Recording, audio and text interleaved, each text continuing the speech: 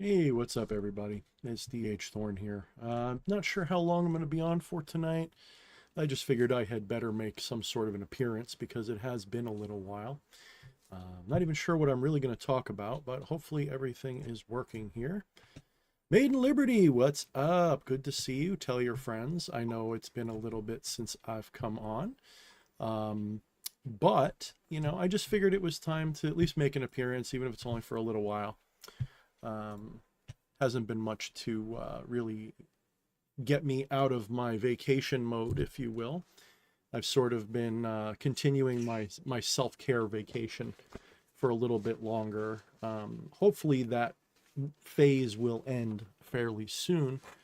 I'm kind of just not in the mood for social media and content creation beyond the little bit that I use it for research and entertainment purposes.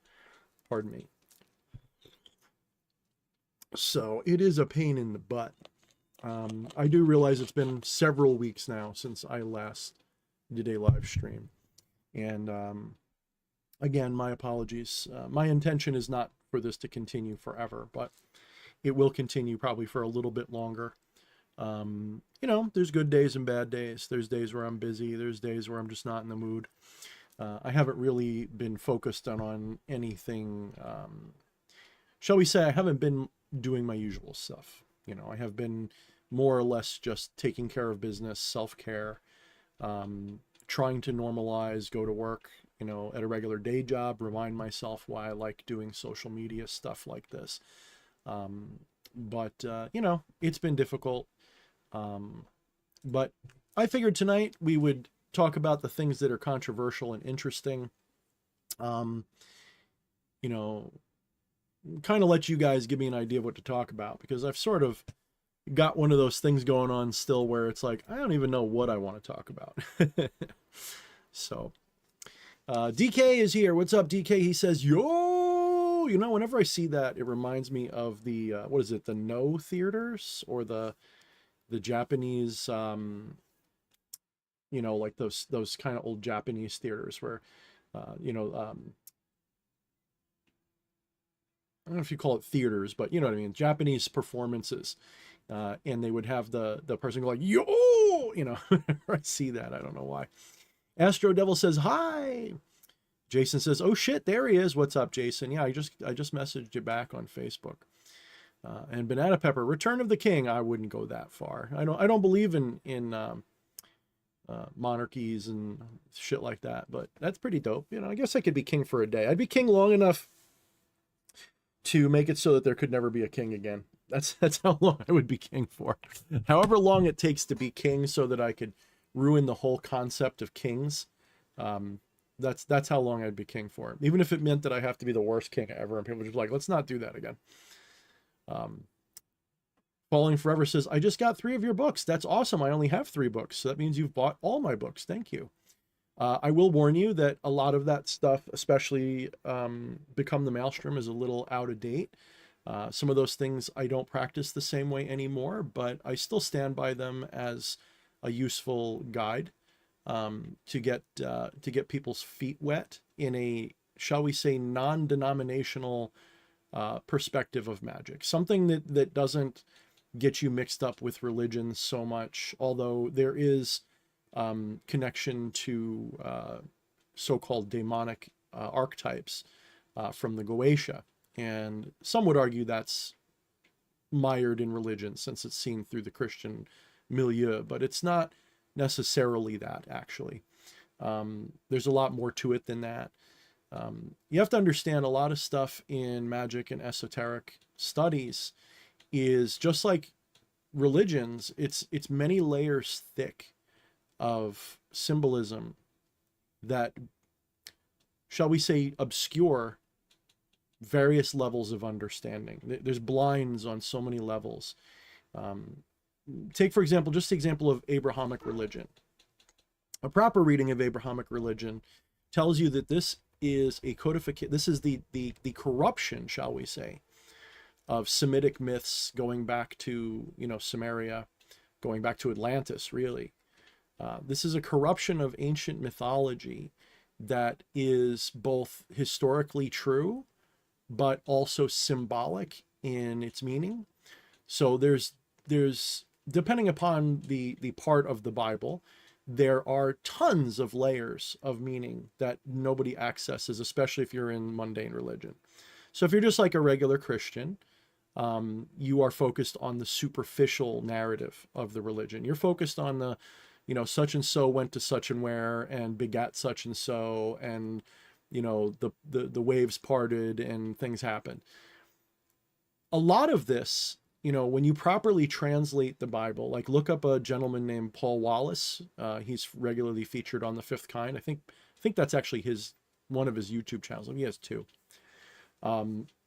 He was a former pastor from Australia, I think it was Australia, who decided to do a deeper dive into the subject of his religion and figure out what it all really means, what it all really represents. And he went through with a fine-tooth comb and had things properly translated a little bit more accurately. And lo and behold, it turns out things like Elohim, which this is no secret, this is something people have known for a long time. Elohim is a plural word. It's not a singular word. And so the religious types, not the mystical types, because there are mystical people who get the difference.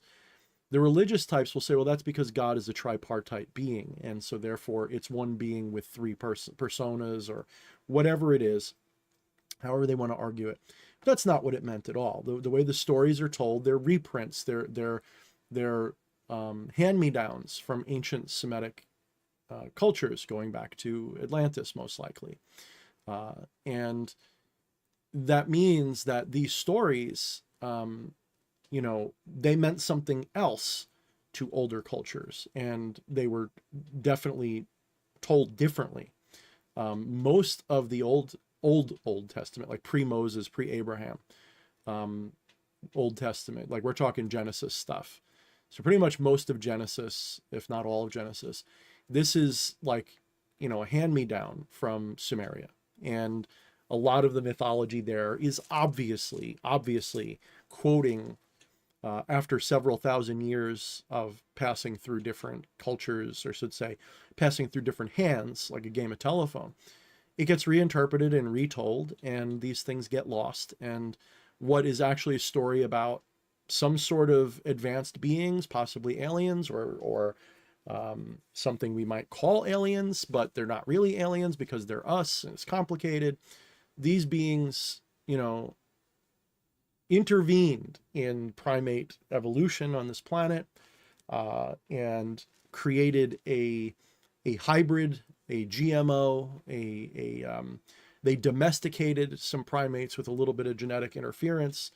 And it's probably been several different factions of what you could call ETs, but that doesn't necessarily mean they're interplanetary. They can be interdimensional. They can be interplanar. There's so many different ways to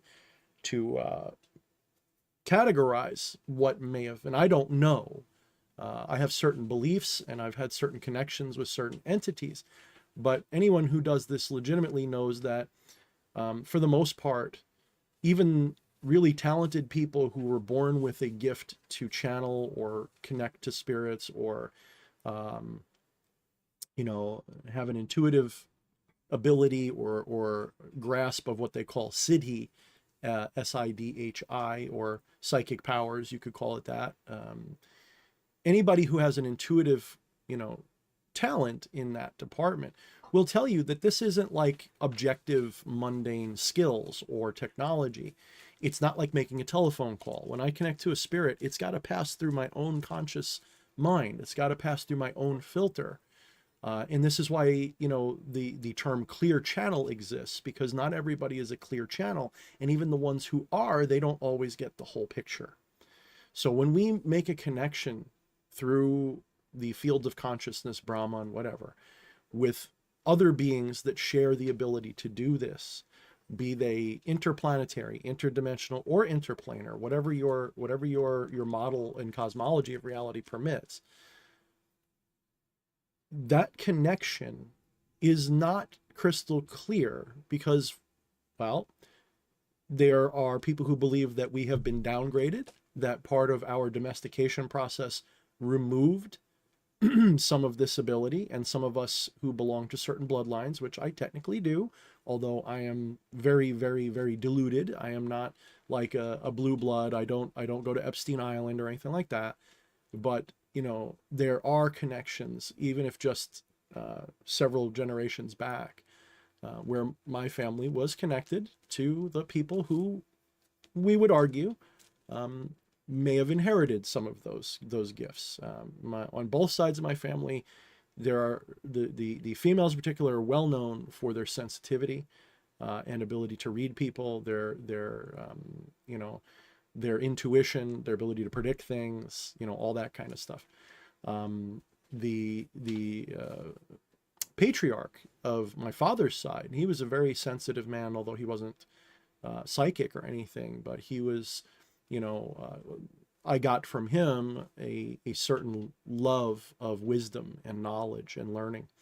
So he's kind of, you know, one of my biggest role models. But the women in my family, my grandmother, especially on my father's side, she was pretty damn psychic. You know, she was a little bit like me. My father used to have a saying that, you know, you couldn't really keep secrets from her. She'd find out. And it wasn't because she was like super duper nosy. Yeah, she would, you know, like any parent might do, you know, will look in through the crack of the door, and when you're not home, maybe go through some of your stuff to make sure you're doing things, you know, especially when you get a little older. Some parents don't think that's okay, and I agree with that to a point. You know, your child should have privacy. But the point is my grandmother, it wasn't just because she was a snoop or a busybody. She would just know stuff. And I inherited all of that. You might say to a much higher degree than all of them did. It's almost like I gained potential, and then I developed that potential to a degree that they didn't. So I don't know whether they had more potential or less, but whatever potential I got, I developed in a way that they didn't. And so I was given I attained certain siddhis, certain abilities. And they're subtle. You know, like I can't move mountains. I don't have the force, you know, I can't levitate rocks around. But I have a very highly intuitive, sort of like someone, well, I am neurodivergent, to be fair. I have a very high IQ. I have ADHD, and I might even have a little autism or something. But it means I'm very good at pattern recognition and noticing subtle things. I notice patterns where people don't. And I've got a good track record, you know, 80, 90% accuracy when I put myself out there and make a prediction or whatever.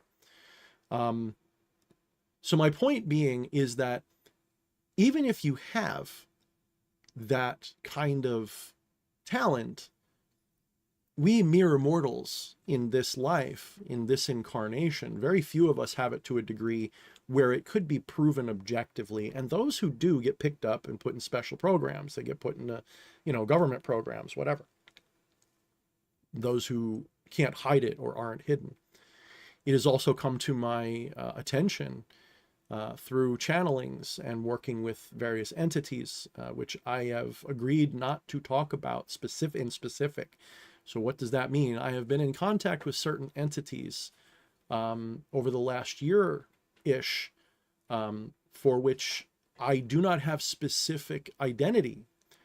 That is to say, I don't know specifically like who they are by name or what they are by category, or if I did, I wouldn't tell you. I have been asked to keep it to myself.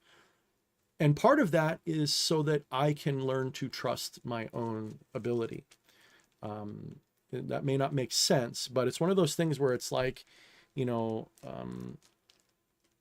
don't make it about me, right? Don't be like, oh, I'm in communication with this, and that makes me special. So I have agreed to keep that to myself, but I have been sort of given the gnosis. And again, understand, remember what I said before I say what I'm about to say. Remember what I said before about being a clear channel. So because I am aware of the fact that despite my most sincere and best efforts, sometimes my own egoic needs and habits can influence my channelings. And this is why I am so careful to when I get a channeling or I get something like that, I'm very careful to sit with it for a while and work through it. I don't just go at surface level and say this is the truth. And I spend a lot of time going through what I get and looking for inconsistencies, questionable things. And I've gotten pretty good, actually, while I'm channeling, at knowing when my own ego is stepping in the way and giving an answer or interrupting or, you know, taking on the role of the source. Because you have to understand, at least to my understanding, the way it works for me, channeling feels like you're blanking your mind and allowing your imagination to run wild completely on its own without your direction. It feels like your imagination. And a lot of times it comes through as my own thoughts, but they're inspired. They're not like I planned them or even know what they're going to be. It's more like I am silencing my own ego and then letting my subconscious hand me talking points, and then my own intellect will work on them, especially if it's like a light channeling. I have gone through possession in the past, or I believe it's possession. My understanding of it at the time was that it was possession. It felt like possession.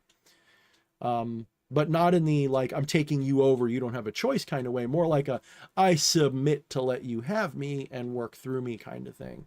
And sometimes it was a little conflicted, but the point is it was always voluntary.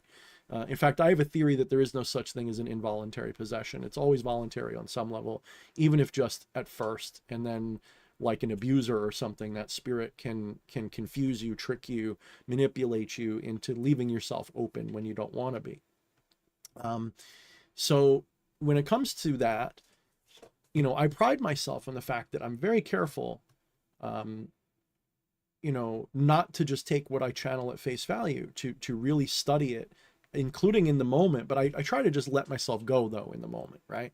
I'm just an observer in the moment. I'm just a channel in the moment.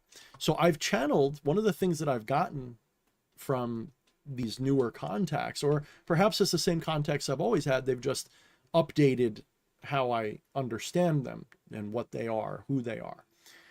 These contacts have indicated to me, though not crystal clear, but to some degree, that some of us, our abilities are intentionally repressed or suppressed benevolently by forces that do not want us to stand out to those who would claim us, capture us, use us, turn us to their purposes.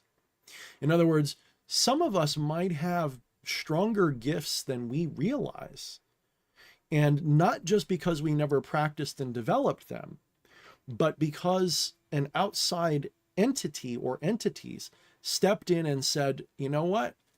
There are people, there are forces in this world, in you know, I sometimes call them the hidden masters. You can call them whatever you want.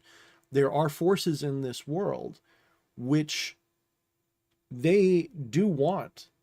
Think of it like in Star Wars, right? In Star Wars, you have the Jedi, the Sith, and after the Sith took over, right? After episode 3 and all that shit, you know, before episode 4, 5, and 6, the Empire, very similar to the Jedi, would seek out people that were force sensitive, and they would either use them for things, destroy them, etc., etc., etc. So if you understand the concept of soft disclosure, you understand, especially someone like Lucas, who's made movies like THX 1138, I think that's what it is, 1138, and several others. These people know, they're given, maybe not specific information, but they're given enough that they can make content. You know, they can make movies. They have writer staff. They have people that will feed them stuff, and they'll just work with it and turn it into movies. And this can be nefarious or positive. It's up to you to decide. I'm not here to tell you what is what. I do get the impression that certain ones of these people, they don't like the New World Order thing. They don't like that, but they understand that that's just the way it is, and they lent themselves to it, whether they wanted to or not, whatever. Some of them are, at least in the modern era, Hollywood is basically completely controlled and captured by these people, but we won't talk about that right now.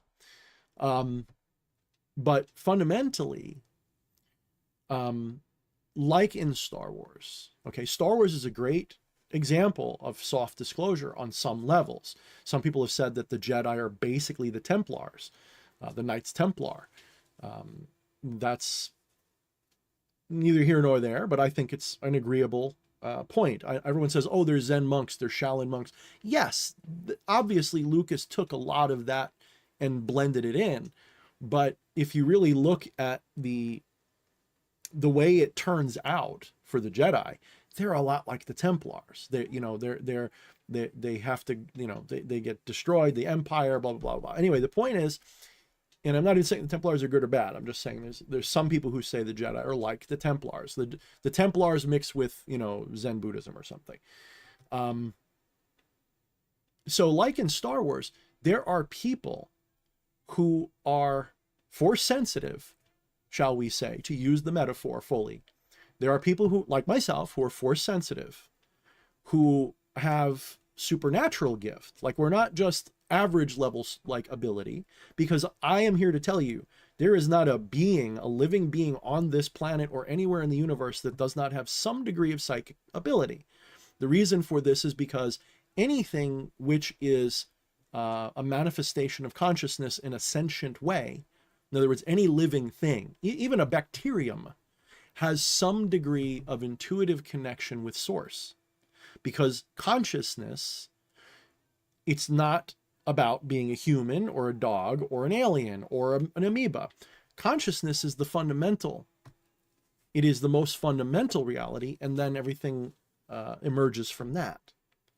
And that consciousness, when encapsulated in an individualized egoic mind, that's sentience, right? That's when you have not just self-awareness, you have intellectual self-awareness, you have thoughts. Now, when you have something that doesn't have a robust thinking mechanism, as far as you know, you get like an amoeba or something. The problem is that most of us are educated and indoctrinated in this world to think from a material up perspective. That is the big lie of modern civilization. This is a new thing. It wasn't until a couple hundred years ago that idea became the default. Until that, most people had some sort of spiritual, mental, hermetic, monist view, or they didn't ever think about it. Like, they're just farmers, they don't care.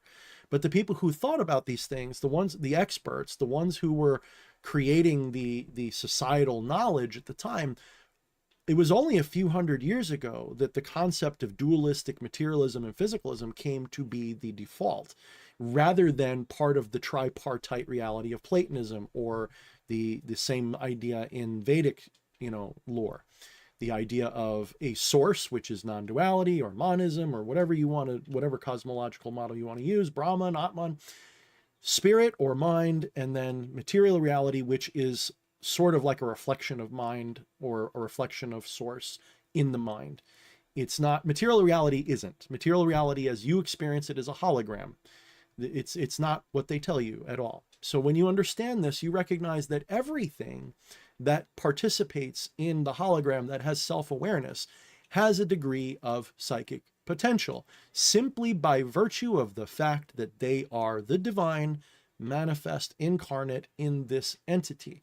They have access. An amoeba has access to the entirety of existence. It has access to the entirety of wisdom. In fact, it is sort of human hubris to assume that they don't, simply because we have a more robust ability to communicate. Because we can talk, we think we're more advanced on every level than them. For all we know, they're completely enlightened beings that are perfectly content to just be little amoebas. Okay? They're living in bliss while they're eating, splitting, and killing each other. This is their heaven, perhaps. Like we judge them because they live in a petri dish to us. But there are beings out there in the infinite which see us the same way. We are amoebas. We are cells to an even greater body, just like our body is filled with cells. There's no question about that. It's just a question of what form does that take? Is it a physical body or a mental one? I'm here to tell you that the ultimate, it's a mental body. It's a body of mind in which there are many aspects, many different archetypes, many different, shall we say, like multiple personality disorder. There's many alters, and there's big alters and little alters, and you know, compound alters that are made up of dozens of different personas, and so far and so on. This is why it's called the collective conscious, the collective mind.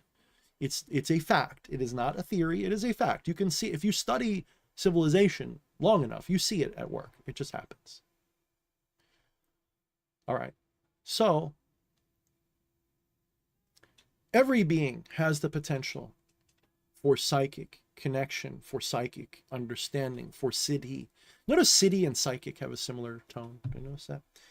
There is absolutely zero doubt. But it is true that some people, for whatever reason, you can say it might have to do with genetics. You could say it has to do with your spiritual DNA, if you believe in that concept. You could say it just has to do with karma.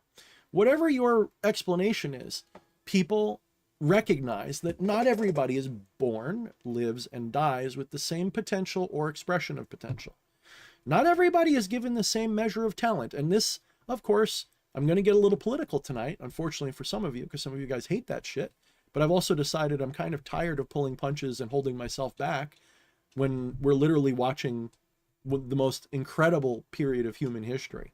I'm no longer going to be sitting and being sidelined, by the way. I don't know if you guys are on my Discord. Some of you may have noticed that I've been a little bit more willing to talk about some of these controversial subjects on my Discord now, openly, and maybe even a little assertively, because I'm kind of tired of being told that I'm a conspiracy theorist, or that, you know, I'm a bigot or a Nazi or something, when none of that is fucking true in the slightest. I'm a truth seeker. I'm a libertarian at heart, a minarchist libertarian. I've been, and you could still describe me as a kind of philosophical Luciferian. I am not in the slightest racist. I am not in the slightest bigoted in any kind of meaningful way. And if I have any kind of ignorance that makes me appear that way, I apologize, but that's not what I am. I believe that human beings are special. I believe that whether we were created or developed to be a slave for other beings, that's probably true, but we are special nonetheless, and we deserve our freedom. We all deserve to be treated equally. But what I do not believe is that we're all equal in the qualitative sense. We're equal in the naturalistic sense. We are equal in the spiritual sense. Some of us are bigger. Some of us are smaller. We're not equal. Some of us are stronger. Some of us are whatever. My cat wants my attention. Meow, meow, meow. I know. You hear me talking. Is there anything I can give you, sweetheart? Is there anything I can give you? Just a pettance? All right, I'll give you a pettance. We're all different, just like the cat is different from me. And some people would say, well, I don't like to qualitatively say that something is better or worse. I get that. You don't want to say that because you feel like it's a negative to be inferior. I don't see it that way. I think of strength and weakness as just difference, just a difference. It doesn't mean you're a better person or a worse person or a better being or a more worthy being. It simply means, for example, if I am going to fight off a zombie horde, I am not going to give my cat a battle axe. I'm going to reach out to E.A. Quetting and give him my battle axe. What's up, brother? It's good to see you. We really need to connect soon, because like I could use the talk of a brilliant modern shall we say infamous sorcerer to speak to. I could really use that right now. But anyway, we are all capable of these things, okay? But the manifestation of us is not. They cannot be equalized. And that doesn't mean that you have, you know, that racism is justified. It doesn't mean any of that stuff. It simply means I am going to admit that some people are smarter than others. Some people are stronger and weaker. There's nothing wrong with that. But we've been conditioned over the last couple generations, specifically the last couple dozen years, to really push back on the idea that some people are more capable of something than other people. You know, it's like wrong to say this, but it's true. Now, my point here is that some people literally are born with more potential to achieve psychic things, just like some people are born with more potential of intelligence, or more potential of strength, or more potential of health. It's no different. But this idea that there are muggles That bothers me because that's another form of elitism. I don't do elitism in that way. I mean, I recognize that there are winners and losers, better and worse, but elitism I don't do. I don't believe in elitism for the same reason that I don't look at my bird or my cat or my snake and go, hey, I'm more important than you. I'm better than you because I'm a human and you're not. Like, I don't have that mentality, right? That doesn't necessarily mean that I wouldn't choose to rescue a human from a burning building after, like, a random animal. No. There's a certain family, there's a certain familial kinship, there's a certain inborn responsibility that we have to our own species and families and so on, just like we have to our community. Like, I don't have as much responsibility to the town 5 towns over as I do to my town, and I don't have as much responsibility to my neighbors as I do to my own household. So similarly, I have responsibility more to my species than some other species. But I'm kind of going off on a tangent here to make a point, which is ultimately, though, I love my animals. I love my pets. I love these creatures. To me, they are equals in the spiritual sense. They are no, I hope if there's afterlives and soul tribes and reincarnations that are like that, I really hope that a lot of these critters will join me in the next world and in the next life and whatever. I want to see them again. I miss some of my pets. I genuinely do. And I'm going to miss some of the ones I have now, just like I miss certain people, and I hope to see them again. So this is what I have a beef with people who use this elitist mentality that there's muggles and that there's people that are not, and some people are born witches and all this kind of stuff. Yes, some people are born with higher potential, but that doesn't mean that this is something that is breedable. Even if it is, I refuse to acknowledge it that way. I refuse to treat it that way, because I think, if anything, the breeding is a blockage, not an opener. What do I mean by that?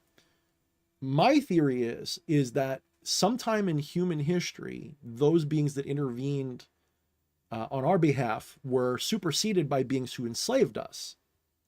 Now, I think that human beings were created or developed, and this is not where we came from. In other words, the humans aren't original here. There's humans throughout probably the universe, but at the very least throughout a significant portion of the galaxy, probably. I think human or humanoid, basically something that if you saw it in a picture would be like, that's a human being, or a version of humanity, like a different subspecies or something of human, we would all agree. Just like we'd say like a Neanderthal, that's a human being. It may not be Homo sapiens, but it is a human being. I think humans are common throughout at least this part of the galaxy. They're probably common throughout the universe. And I think that humans were developed here in specific to be a workforce on this planet. And part of what they did was, since they infused whatever with since they infused their DNA with whatever's here, probably that's my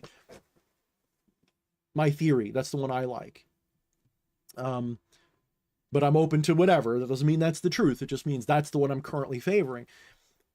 I do believe that when they made us into a worker race, a worker species, like, they domesticated us. And I think that what they did was they dumbed us down. It says so in the mythology. That's very clear that they did something that eradicated part of our capabilities. Like, they made us too good. They made us too much like them. And they said, you know what?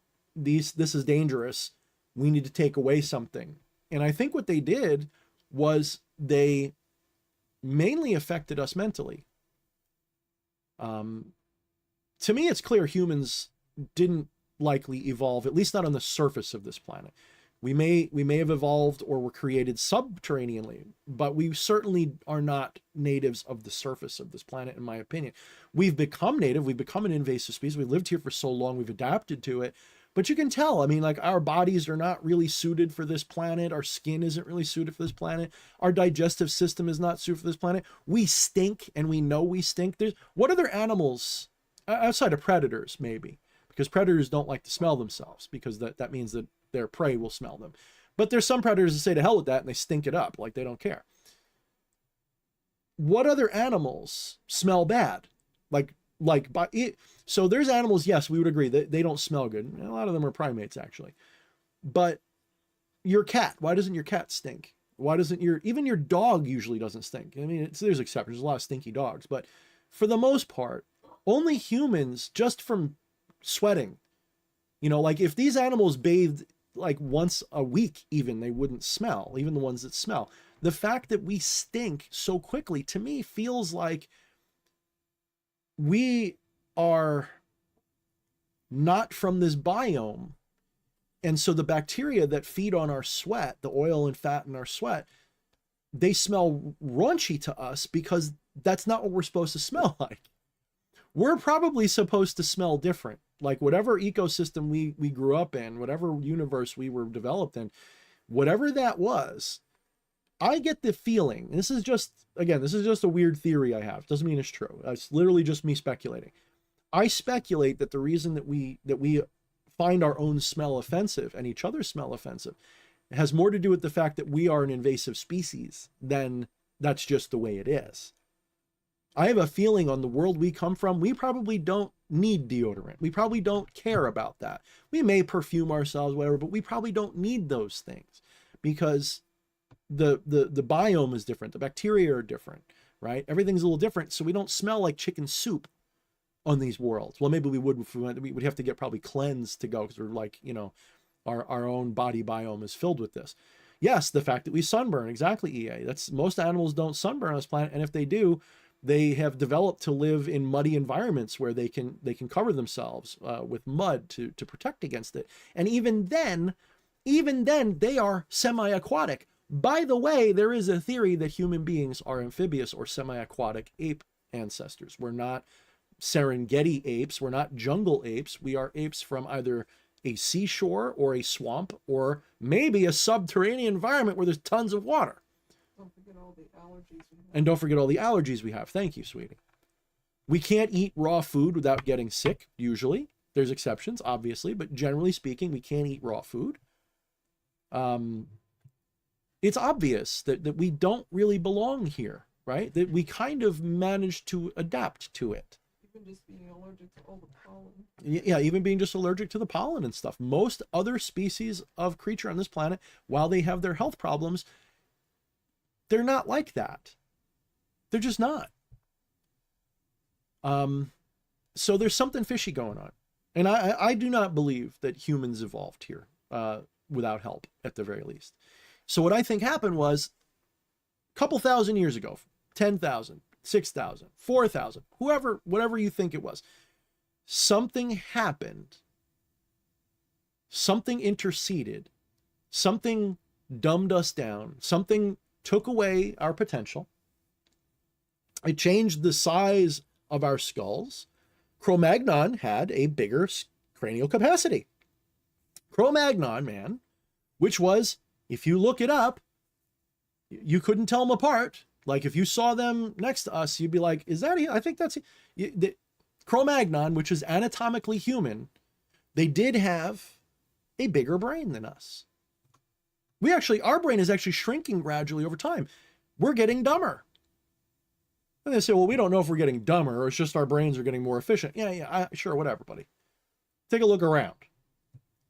Okay, we had kids eating Tide Pods a few years ago.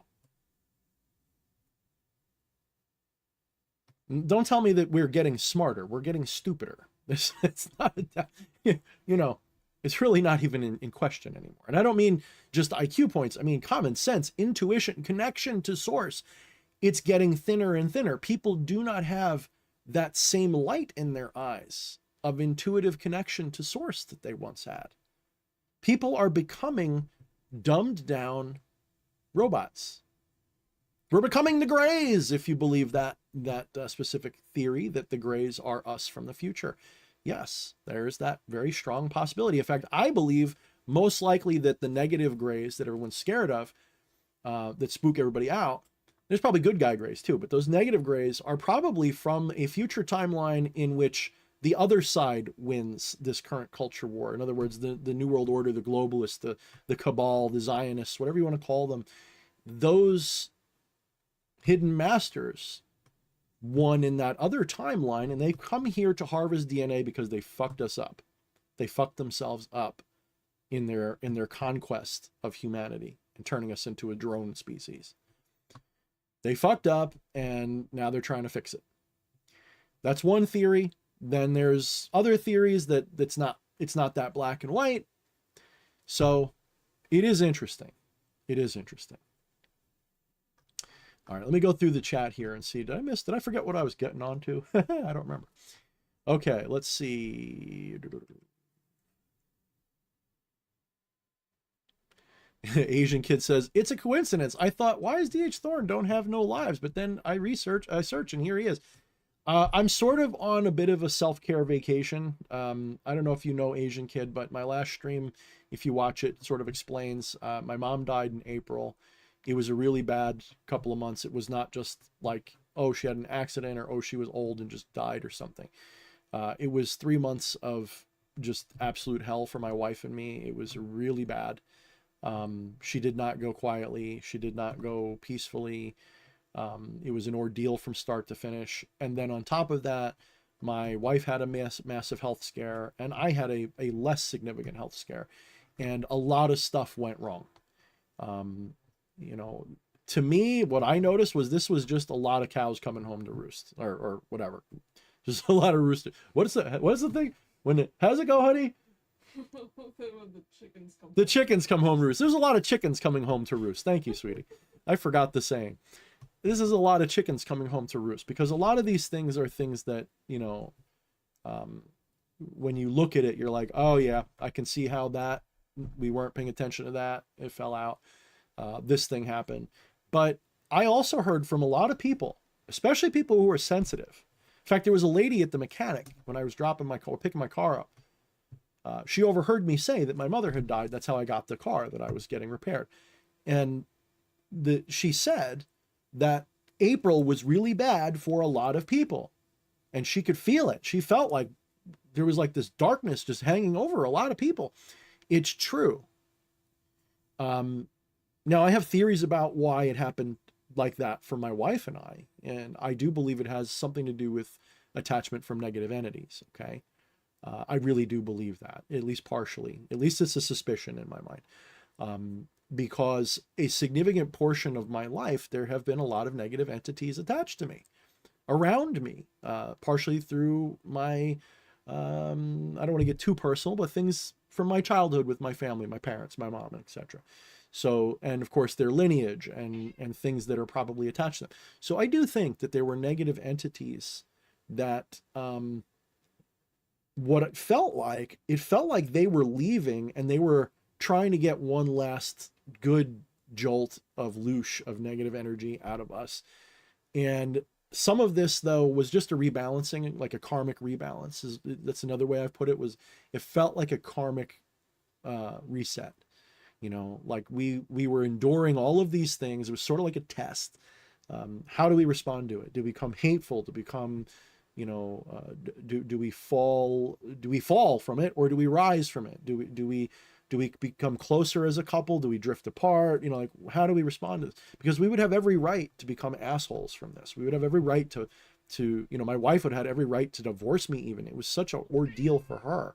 She had to do a lot of driving. She had to do a lot of cleanup, and she had to do a lot of stuff that I don't think I could have done for her, you know. But she puts it, she's so sweet. She says, well, you don't have to, you do other things. That's not your talent. That's my talent. You do your thing. You're sensitive. You're this, you're that. So, you know, but the point is that if anything, you know, I wouldn't say it made us stronger, but it was like I did a Belial tower shaking ritual on myself, like knocking all the loose stones out, because it kind of removed a lot of, it made us think, it made us face a lot of our shadows and childhood traumas, especially me. And that's why I've been still kind of shook, is that so much happened, you know, that I'm still subconsciously processing it. It's not something I think about. I'm not sitting here like, oh, I'm so sad, but I am depressed. And when I say depressed, I mean, I'm not inspired. The things that I enjoy are boring. You know, I need to go out and go for a walk. If I don't, I have a bad day, you know, like that kind of thing. So there's still PTSD involved. And I'm telling you, I'm a tough guy. I've seen a lot of shit. I've seen people, you know, get, I've seen a lot of bad things happen to good people, okay? This was, even if it wasn't my mother, it would have shook me, is what I'm saying. Is that this was a bad way to go. It was very, very unpleasant for everyone involved. And it was relief, which I hate to be talking about it so much this time, but I have to, because you guys got to understand, Alien. That's why I haven't been around. I have been taking a lot of me time, and it's probably going to continue a little bit longer. I don't know when I'm going to get back into the full swing of trying to do content creation and stuff. The other reason is because look around, you guys. Can you see what's going on, or are you just tuned out? There's so much going on. I am too busy watching this. I'm too busy studying it and trying to be honest, what I want to do as we go through this is I want to try to shift my topic from just spirituality more and more into helping you guys integrate what's going to be coming in the next decade, especially over the next few years. See, right now we're in the middle of a socio-political shit show. We're in the middle of a culture war. We're in the middle of Revelation. Quite literally, this is the book of Revelation coming to pass. There's no question. It's just not going to happen in the way the Christians think, because that's a myth. That's a lie. But this is absolutely the time of legend. This is absolutely the turning of the age, or at least one of the events that will lead to it. This is absolutely setting up for a new year zero. There's no question. The question is when. And the things that are coming over the next decade, probably a little bit more than that, but easily over the next decade, are going to fundamentally shift our civilization in ways that all I know are positive, but they're not going to be without speed bumps, hurdles, potholes, problems, etc. There's going to be setbacks. But the biggest problem is going to be for a lot of you guys who don't know a fraction of the stuff that I know and think I know. And I'm not even the most informed. There's some of you guys know a lot too. Some of you guys know things I don't know. Like, we kind of have to come together to get a complete picture. The things that I know and think that I know, if you guys knew a fraction of it, some of you guys would run screaming down the street. It's traumatic to know some of the things that I know, to know just how much you've been lied to.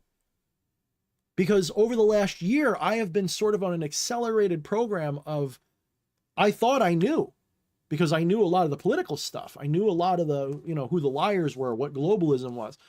I didn't know, or I should say, I knew, but I didn't believe. And then once I believed or became open to these other ideas, that's when the floodgates opened, and that's when, we'll just say, I made connections to things that I still do not want to talk about yet. And I may never. They may just be for me.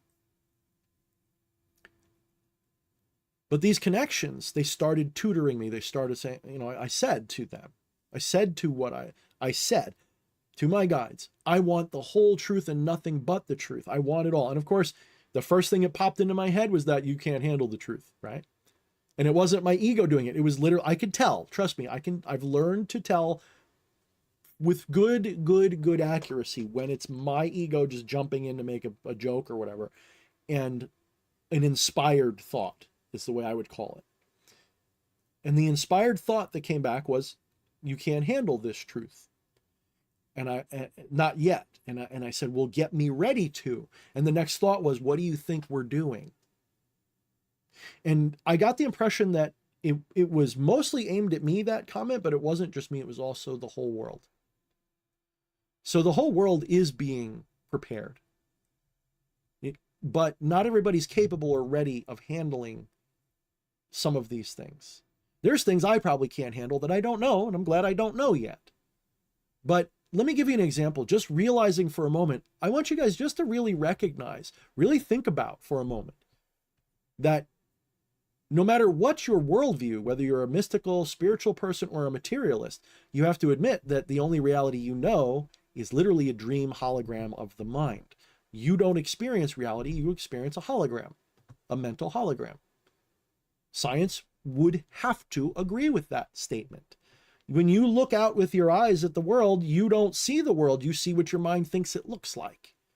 None of you exist in the real world in the way you think you do.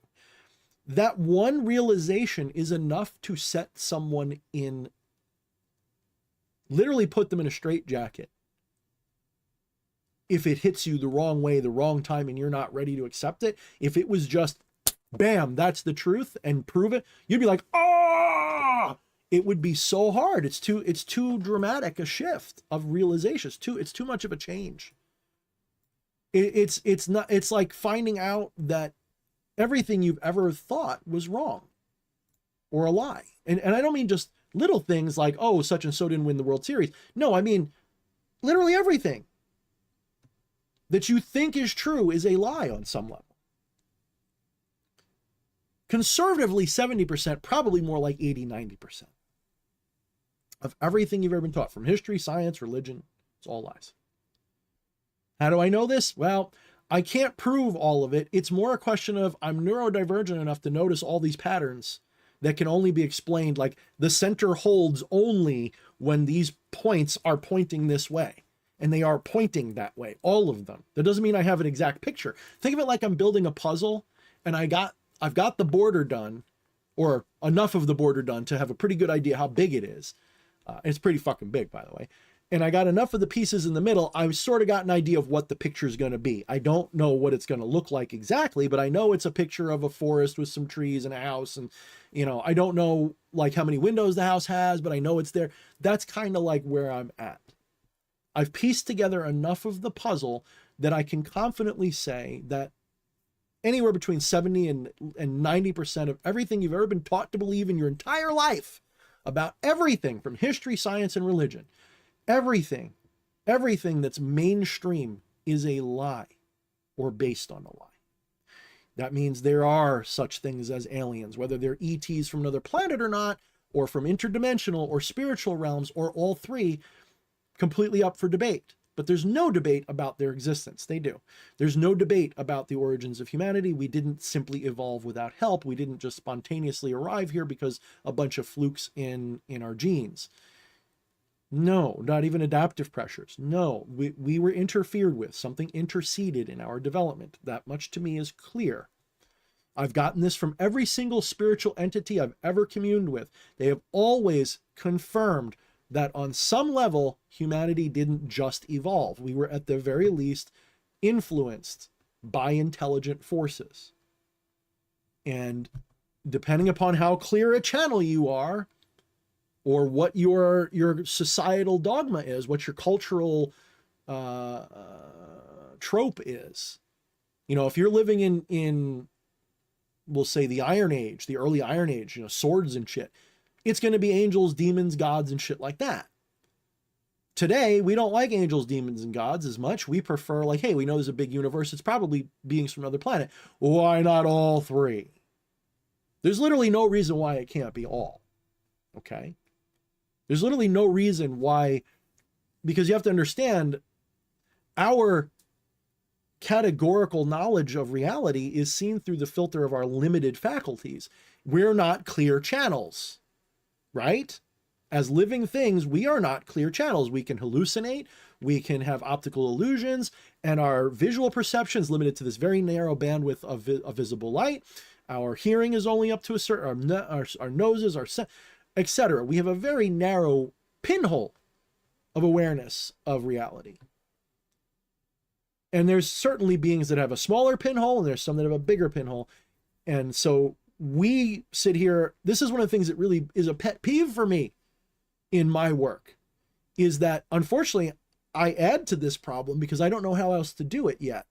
But there is this problem where, especially in the mystical, spiritual side of the world of reality, since those people are not usually trained to any degree, even if just in layperson ability, to have a critical thinking, scientific background or anything, there is a tendency for those people to use dogma in place of reason.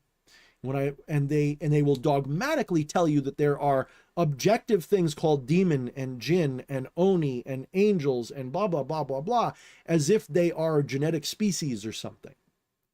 When really they are just words that different cultures had for similar phenomenon, for similar experiences. Take oni, for example. Japanese oni, if you listen to what their descriptions are, They're hella similar to the giants that were found in the Indian burial grounds in the Americas. Very tall, 6 fingers, red hair, weird color skin, weird color eyes. In America, they had 2 rows of teeth potentially, but there's other descriptions. The giant that was supposedly fought in Iraq by American soldiers, looked this up. It's a wild story. Some people say it's a Nephilim. Some people just say it's a giant. Some could call it an Oni. So we don't know what the fuck it is. They probably have their own word for themselves, right? Maybe they're Bigfoot. I don't know.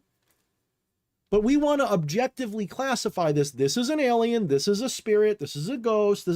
What if on some level there's that differentiation is just a product of our own perspective and is not an objective reality?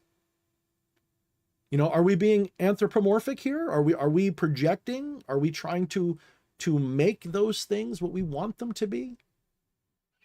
Because we like the trope, we like the cultural mythos of it.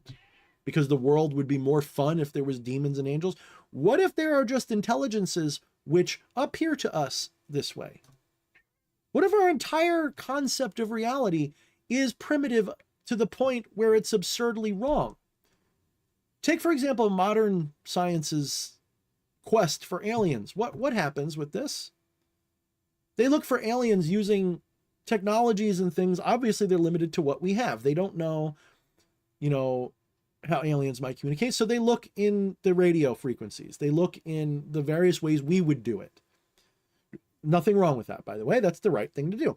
But because they are dogmatically opposed, and I do mean this, they are closed-minded to any other metaphysical ontology of reality that's not materialistic, because they are diametrically opposed, at least in the mainstream, there's definitely some experts that are not, because they are not open to any other fundamental principles, like they've never even heard of them.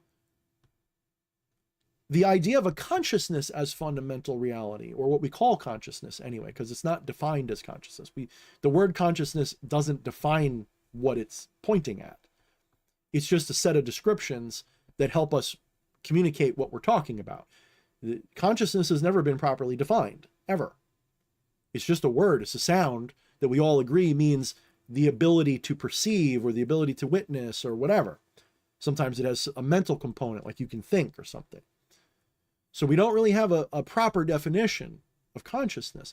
So they struggle because scientists have been indoctrinated for a long time to reject anything that sounds spiritual or supernatural or anything like that. And that sounds spiritual and supernatural because that is what all the ancient cultures knew. And based upon that foundation of understanding, you add myths about gods and angels and demons and stuff like that, which were unfortunately taken literally instead of symbolically, metaphorically, mythologically, anecdotally, etc., etc., etc. Instead of treating them what they were, they were taken seriously because religion requires that you have a dogmatic belief in something. Well, science has become like a religion to a lot of people. And so they won't even open their minds to the possibility that fundamental reality is not material, which means these psychic things are completely possible and real. So they're not open to the possibility that aliens, what we call aliens, might not need radios. They might just beam ideas to each other. They might use scalar wave technology to have instant communication. They might not need radios, right? So if we're not looking for those things, we're not going to find it. Why would aliens use radios? That's like people living, okay, this is like people in medieval times saying that there are no people in space because we don't see their carrier pigeons flying around. We don't see their sailboats going between planets. Oh, there's nothing in space because we don't see their sail ships. Guys, come on. It's so ridiculous and closed-minded. And I understand that it's fair for science to say, well, they don't exist because we haven't seen them yet. Now, we're not saying they don't exist, but we're saying we haven't seen evidence yet. But the problem is you know that mainstream academia and science will laugh at you if you try to even suggest that they might be real. It's, as they say, it's never aliens. It's always something else. Well, of course it's never aliens if you will not even open your mind to the possibility that you don't know things. And it doesn't even bother me that they don't believe in it. What bothers me is that they don't want you to even consider it. Have you ever noticed that mainstream culture wants to limit you into a very dogmatic footprint of ideology? Have you ever noticed that? They want you to believe a certain religion. They want you to believe a certain philosophy, a certain culture, a certain corporation, a certain political view. And they try to give you only binaries. Coke versus Pepsi, left versus right, Democrat, Republican, Christian, not Christian, right? Like this is what they do because they understand that if they can keep you dumbed down with this limited set of potentials, you'll never strive for anything more because you won't realize there's anything more. We're born into ignorance and they capitalize on that ignorance to make sure you never grow out of it. Except some of us are born with a little bit different potential, maybe get the attention of certain entities. Next thing you know, we're given a fast track to higher knowledge, to higher gnosis is the better word. You may even believe in things like star seeds. There are times that I consider it plausible, if not likely. There are times I think that that's just our way of describing something the ancients would have described a different way. Reincarnation, period. Just plain old lokas, right? You have in Hindu spirituality, you have the concept of lokas, which are different realms, worlds, planes. There's different definitions for it. But the understanding was it meant completely different realities, right? Like a multiverse, like the Norse 9 worlds, like, so these things are in the collective conscious just as different ideas. We call them different things, but they're the same idea, just meant in a different way. This is the problem we have as a culture, is that there is a centralized group of people that only want you to have a very small sphere of understanding so that they can keep you in that bubble so that you can't get out of it. Until you realize that, you're not going to get out of it. Until you realize there's a bubble that they want you to keep you in. Like, this is one of the things that irks me about conspiracy theorists that are Christians. You have these people grasping at straws in many cases to try to call everything the devil. But you have these people that are completely aware, and I mean this, they are vividly aware in ways that other people are not, that there is a corrupt cabal of the New World Order, globalists, whatever your word for them, what you want to call them, Zionists, whatever they are to you, that they're there, that they're manipulating society, they're trying to push us into tyranny and genocide and all this stuff. They want to completely control us. They are vividly aware of this. They know that these people lie about literally everything. Then they'll turn around and be like, except this one book that's got 1,000 million different interpretations that we can prove within 5 minutes to be completely altered from its original state. This one book and this one specific set of interpretations, this born again fundamental, this is the truth. Never mind that it came from them. Never mind that it came from those same families, entities, cultures, systems, and traditions that gave us all the other lies. That one thing, because it's God's word on earth, we can't doubt it. Woof. Those people bother me as much as flat earthers. They're usually the same people, by the way.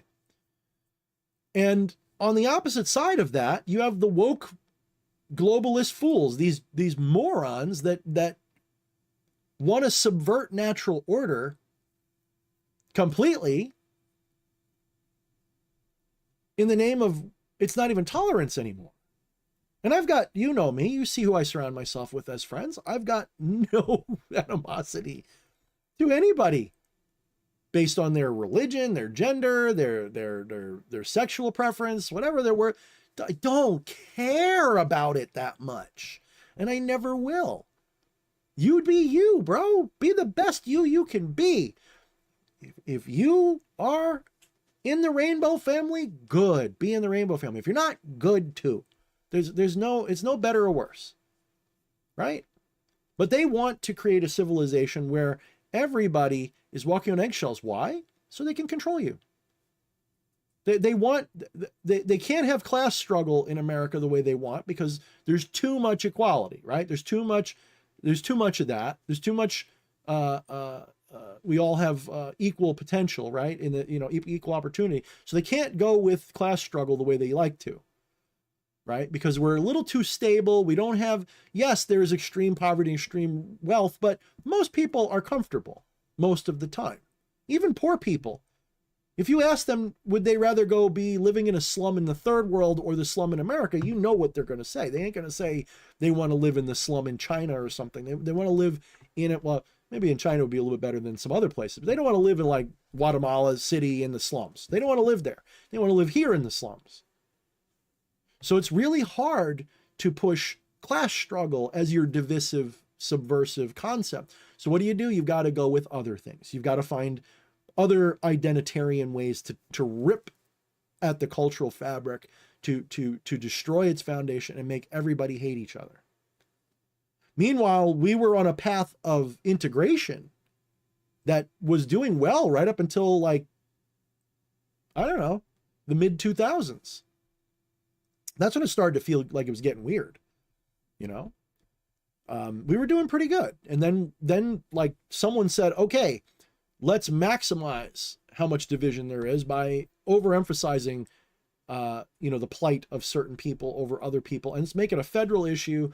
And everybody who is innocent and has never done anything to anyone, well, you're going to be tarred in the same brush that the racists and bigots are tarred with because you share a skin color or a language or a culture, right? Or a gender identity, whatever. And that's what they did. And it worked. It worked really fucking well because they controlled the internet, they controlled the media. They divided our culture on these stupid, petty things. Things that I ignored as long as I could because they weren't I didn't care. I don't care about your gender, guys. I don't care about who you like to fuck. I don't think it's good or bad. Oh, Thorne, that's so bigoted of you. Fuck you. I don't care about that either. I don't care. Do you care what color my underwear is? Are you that weird? I don't care what the fuck you do, so long as it's with consenting adults in the privacy of your own home or whatever, within reason. Do it. Who cares? But no, we had to make it a big issue because other people made it a big issue. Because there are people who are intolerant. They do exist. That's never been my point, is that they don't exist. My point is that you can't mandate tolerance. You can only set up laws that create equal opportunity and discourage violence and, really just violence, aggression. The non-aggression principle. You can make laws that say you cannot interfere with the rights of other people. You can't kill them, you can't hurt them, you can't take their property. But you can say whatever you want about them so long as you don't incite people to harm them. There's a difference between free speech and incitement. We don't need hate speech laws. We have incitement laws. If I say we should gang up and kill that person because of the color of their skin, you don't need to make it a new law. We already have a law against that should maybe have a stiffer penalty if you want, but that's all it is. You're inciting violence against somebody. That's enough. You don't need to give it another layer. Why do they give it another layer? Just so that they can make a federal issue out of it and browbeat people who have never done anything to divide you. And most of you fucking fell for it. Both conservative and woke, both sides fell for this fucking trap. There were times I even fell for it because you get swept along in it, guys. Like I'm sitting here like arguing with people about certain issues that it's like, wait a minute. Then I realized later, wait a minute. This was an engineered crisis. This was an engineered argument. They wanted us fighting over this. I go, oh, wow, now I feel stupid. I let them get me triggered into arguing about it. But yes, I don't know if you've noticed, every societal, cultural, and even personal trigger has been activated lately. Now, here is where I would like to remind everybody, in 2020, I and a select group of about 30 people, we did something called the Shadowgate Project. How many of you guys know what that is? How many of you guys are familiar with that? How many of you guys participated in it? Some of you probably did. I don't know exactly who's here, but some of you might have. So there was like a secret operation that a group that we performed this group ritual around the world. We did it in early 2020. There was actually 2 instances of it. One was me and my friend Josh, who you guys know as Shadow Doc on Discord.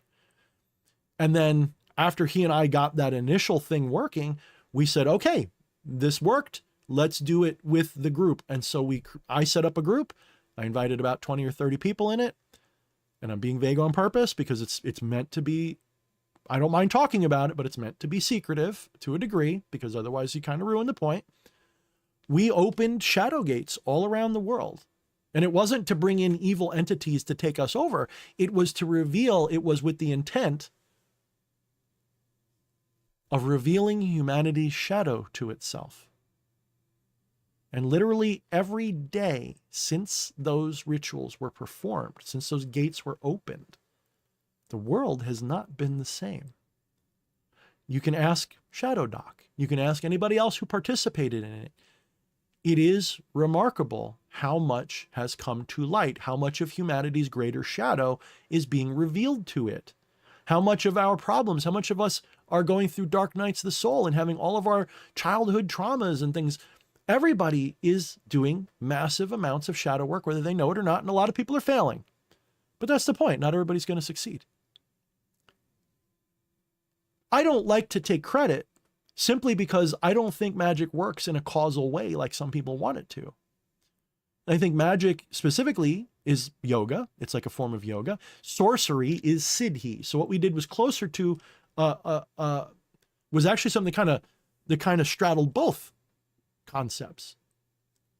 We were doing something in a yogic sense. We're trying to integrate our shadow and become more aligned with our divine self. Yes.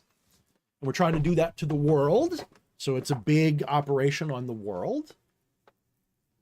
But it was also a kind of sorcery because we were trying to change fate. We were trying to do something that influenced fate. We were trying to cause a miracle, if you will. It succeeded in ways that are scary when I think about it. Because even if I'm being skeptical, even if I was putting my old skeptic's hat back on, I would have to admit that it's pretty astounding that the same year that humanity's course changed forever was the same year that we did this. And obviously we knew this was coming. We could feel it, right? Because a good magician or sorcerer doesn't just push against the tide, right? You go with the tide. You put your finger in the air. Usually that starts with astrology and you go, okay, what's the celestial weather look like? Are we going to have a Mercury in retrograde? Does that mean that we should do things certain way? So you look at those things. That's one way to do it. It's not, the problem is people rely on it so much. They treat it like a machine, and that's where they fall apart. It doesn't quite work that way, because you will notice that there are people who never take that into account and their magic works very well. And you'll notice people who do take that into account and it works very well. So you can disregard that if you want, but the point is still the same. A good magician or sorcerer will stick their finger in the air, judge the weather. What's the flow like? Are we moving into a period where this is viable? So for example, I'm not going to do a spell to give me money, to make me a fortune. If I know that, I'm about to quit my job and spend a month being a bum, right? Like it's just like they tell you, like, don't do a ritual and then do nothing and wait for it to happen. You got to do something. Well, part of that means predicting the weather. It's not just you do the ritual and then go buy a lotto ticket and try to get a job. You also go, is this a good time for that potential? You want to have as many things in alignment at the same time as possible. That always makes it better. So we did. Josh and I could tell the world was coming to a change. I knew the world was going to change. I didn't know how. I didn't know in what way. And so what I did is I figured, let me take this obvious momentum. Let me use that. Let me open the shadow gates and let's help the world through this process like midwives. Let's expose the world's shadow to itself. I challenge anybody who is aware of what we did to say that at the very least, it's a hell of a synchronistic coincidence. At the very least, literally everything that we wanted it to do. The only thing it didn't do was give us more shadow people sightings. We were hoping we'd get more shadow people out there. We didn't get that part. But that's okay. That's just the icing on the cake, if that's just the cherry on top. No, we got the whole ass sundae. Guys, we got fucking alien disclosure going on. We've got the world is being awoken to the New World Order like never before. Even normies are seeing it. Yeah, I've got a lot of people who still don't want to talk about this. People who are running from my server because now I'm saying things like Biden's an idiot and shit. Dude, if that bothers you, then please leave. You're not ready for what's coming. You're going to be really traumatized by what's coming. If you are still triggered by stuff like that so that you can't even see it without going, oh, I got to leave this server, it's getting political around here, that means you're going to be in a lot of pain soon. You are not going to do well with what's coming. When you find out even a fraction of what some of us know, you're not going to be okay because you're going to be taking it all at once. It's going to be too big a shift for you. You know, I still have people on my Discord server, and it's totally fine, but I got people on there that they still believe in mainstream narratives about things. Very few of them are true or accurate. Most of them are deceptions on some level. Remember, 70 to 90% of everything you're told to believe is a lie in our society. It's either a lie or based on a lie or contains lies. I mean, when I say it's 90% lies, that doesn't mean that the sky isn't the sky. What I'm saying is that a lot of the stuff you're taught, you know, like reality is material and there are no aliens that we know of, and blah, blah. All of this is lies. The history is what we tell you, and religion's what it's all lies. It's all lies. There's so many lies that you kind of, at some point you kind of get frustrated and you just go, to hell with it. Who cares? It's all lies. I'm just going to make up my own truth because I can't trust anybody. That's a very dangerous thing, by the way. Don't do that. But I'm saying that's you reach a point where you're like, everything that I thought was true was to some level a lie. What's true? And without direction, that's worse than being lied to, because now you're sitting here going, I've been lied to and now I don't know. And you kind of scramble trying to find out. And that's when you open yourself up to bad information. That's when you get the flat earthers start happening. See, luckily I was indoctrinated against some of that stuff because I was given certain, you know, education and stuff, you know, how to think critically. And I was interested in science and stuff like that. So I don't fall for those things as easily. I probably fell for one or two. I don't have any question. I don't have any doubt that I've fallen for a few. That if you don't suspect you've fallen for at least a few deceptions, you got other problems that are worse than those deceptions. In fact, you're going to be much more easily deceived in the future. So I'm constantly scanning my beliefs and going, or my speculations, and go, they're always fluid. Like I don't get dogmatic about hardly anything. At least I try not to. I can't think of anything I'm dogmatic about, but you know, at least nothing I'm directly aware of. So I work very hard to not be a dogmatist, but I do believe some things that people don't agree with. And there's still people on the server that do not understand. They don't see the pattern. They're not looking, or they don't want to see it. You know, there's topics that come up from time to time, and people will promote the mainstream arguments, the mainstream view. And I just sort of giggle, because it's like, you're like a Christian telling me that the earth is only 6,000 years old because the Bible says so. Well, who told you the Bible wasn't a lie? And there's people out there saying, well, this is true because, you know, science says so, the media says so. I said, okay, who told you they were telling the truth? Why are you taught? Why are skeptics taught to be skeptical of only the people who are dissenting from the establishment opinion? You know, have you ever noticed that people are discouraged from being skeptical of the establishment, but are encouraged to be skeptical of anybody who's not in the establishment? You're not trained to be skeptical of your teacher, because your teacher spent a lot of money and got a diploma, and you're giving them money to teach you, so you're supposed to trust them. However, rationally speaking, you should be skeptical of them more than the guy on the street, because it's in their interest to lie to you and get away with it. They have more to gain by telling you a lie that was fed to them to profit someone else. They are an indoctrination system. And if you don't have the discernment to tell a good teacher from a bad one, or a liar from a truth teller, because you've never been taught to do that, because you lack certain gifts and training, because society doesn't want you to be capable of that. They want you to be easily led and controlled. So they don't teach you to think for yourself. They teach you to think what other people put in your head. Because of this, you're susceptible to all of this bullshit. And unfortunately, this applies to a lot of you listening to me now. And I mean that with no disrespect. Because I know it's true for me and has been until, I don't know, 10, 15 years ago. Something happened and I was just like, why do I trust this? Why do I trust these people? Have they proven it to me? Or are they just the system? And you might as well trust the system because they're the system. You know, oh, Neil deGrasse Tyson, what would he's not a bad guy. In fact, he's a really nice guy. And he was friends with Carl Sagan. I should listen. No, that motherfucker's a fucking propagandist. 100%. I would hate to meet that man because I'd have to be nice to him because he's a major celebrity and he's a fun guy. But that motherfucker's ignorant as hell. He's dogmatic as hell.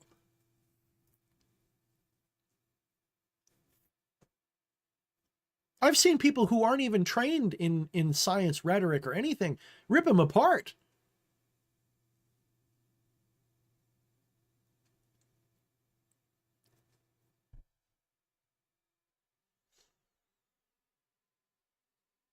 DK, I'm way back, by the way. I'm still here in the early part of the stream. DK says, I'm on the chat. He says, I'd love to hear the difference of what I thought magic was and how I used to use it versus I see what magic is now and how you use it. I sort of mentioned that earlier when I said that there's magic and there's sorcery. Magic is basically yoga and sorcery is a form of siddhi. And when I've started categorizing it that way, it's worked and made a lot better sense for me. That's why I don't even talk about magic as much anymore because to me, it's just another, it's just a one of many different ways of awakening to yourself. And you could argue like I like to tell people start with Advaita Vedanta, like don't get into like the whole Hindu religion stuff yet. Just get into the very secular version of Advaita, like not the one that tells you about Vishnu and Shiva and all that. Start with consciousness, which is Brahman, Atman, which is the self. Start with that kind of thing. Once that's intuitively understood enough, at least as rhetoric, even if you haven't achieved like liberation or a Gnostic state of realization, just get that in your head, right? Then start looking at things like Kabbalah, Hermeticism, yoga, different forms of Advaita, different forms of non-duality in Hinduism. Look at the Vedas, look at dualistic versions of it, look at all of it, and you're going to start to see the pattern. And you realize that all of human civilization from the beginning in every corner of the earth has understood the same basic premise. They just describe it differently, and so there's confusion. You have the Aboriginal people in Australia talking about it as the dream time. Dream time means consciousness, boys and girls, because that's what a dream is. It's manifest consciousness, duh. It's obvious, right? They just have a different way of describing it and talking about it, so people get confused. They take things literally. Like when a Hermeticist is talking about mind, they mean consciousness too, although it's a little bit different. They have a different, there are things which are emphasized differently. So they use the word mind more specifically, but they mean consciousness too. And once this clicks, you will at least have faith in the sense that you've been shown enough evidence that you can take the rest on faith, at least for now, to go inquire and do the work and do the transcendental meditation, do the shroom trips, the ayahuasca adventures, do those things until you get gnosis of it. Not belief, not convincing. Like you don't want to be convinced of non-duality. You don't want to be convinced you have a soul. That's not proof. Just because 2 + 2 = 4 doesn't mean 4 is the truth. You know, it sounds like contrary to what the whole point of 2 + 2 = 4 means. but you've been taught 2 plus 2. I'm not saying 2 plus 4 doesn't equal 4, by the way. What I'm saying is you've been taught to parrot that. You haven't been taught to know that. There is a difference between someone who knows 2 plus 2 equals 4 and someone who's been told 2 plus 2 equals 4 and repeats it. So until you've had that gnosis and wake up and realize you are consciousness having the experience of a mind and a body in a world, etc. Until you realize that consciousness is fundamental and everything else is an expression, manifestation, appearance, activity of consciousness. Once that clicks intellectually, then it can click gnostically. But for some people, it happens just automatically. They just know it. Like for me, I had an awakening that, honestly, looking back on it, compared to what I currently consider my gnosis, was very primitive and very basic and did not have the depth that it has now. I thought I knew. I thought I had had achieved gnosis when I had that breakthrough when I was watering the bush. But that was, guys, that was like, skin of your teeth level gnosis. Like that was very, I had a great vision. It was a great experience and it woke me up, but that was like my ayahuasca trip that made me do the work to fully realize it and eventually attain actual gnosis. Once you get that actual gnosis and you realize that you're not a body with a mind in a world, you're a consciousness that's watching this mind-body complex. You don't even see reality the same way when you're sitting around watching television. When you realize that this whole idea that you're a body with a head watching television, when you realize that's just a manifestation in your own mind space, in this hologram, and it's not objectively real the way you think it. There's something that we all objectively call my body, but what I experience as my body is nothing like what you experience as my body. And those two experiences aren't happening in space-time. They're happening nowhere. Your experience of space-time is happening exactly nowhere. Consciousness doesn't move. Reality moves in consciousness. When you go to the store in your car, you're not driving to the store. The mountains are coming to Muhammad. Consciousness is not moving to the store. The store is appearing in consciousness. And when that clicks, this reversal of understanding from what the mainstream wants you to believe, this reversal alone will reveal so much. You'll suddenly go, oh, that's how UFOs travel faster than light. I get it. They've just figured out how to routinize what your psyche is capable of doing in a physical manifested way. But that's not what it is. See, that's not what it actually is, though. They're not actually traveling through space. They've routinized, they've created a technology that allows them to just shift out of this material frame, possibly another dimension, yes, or possibly just a different phase of consciousness, a different manifestation of consciousness where space is an option. And it's only about time, or it's only about who knows what the dimension is. I'm not obviously an alien with knowledge of their technology, but the point is, it's not rockets to the moon. It's not warp drive that makes space move around. That's ridiculous. Space doesn't even exist. Ooh, that's a tough one, but it doesn't. Space is just what we call the in-between. There is no such thing as space. Not in the objective sense of this space is different from this space. The space is conscious. Space is a manifestation of consciousness, but it is a manifestation of what consciousness is. It's like space is consciousness, right? It's not that space is like, it is. This is where it gets really hard because there's no words for what I'm trying to say. It's not that space is consciousness is space. Space is like a shadow, and objects in space are like what's illuminated by light. Think of all of these objects like imagine there's a cloud, right? And parts of the cloud are illuminated with little points of light, of illumination. But otherwise you don't see the parts that are not illuminated. Those parts you don't see, that's what you call space. Right? That's why you have dark energy, dark matter. So you have these concepts as if there's something there, but we don't know where, we can't, it's not manifested. Yes, it's not manifest. There's an entire infinite potential between my two fingers right here. There's an infinite potential between there that you can't see, but it's there. There's a million universes right there. You can't see it because you're not tuned into it. Neither am I.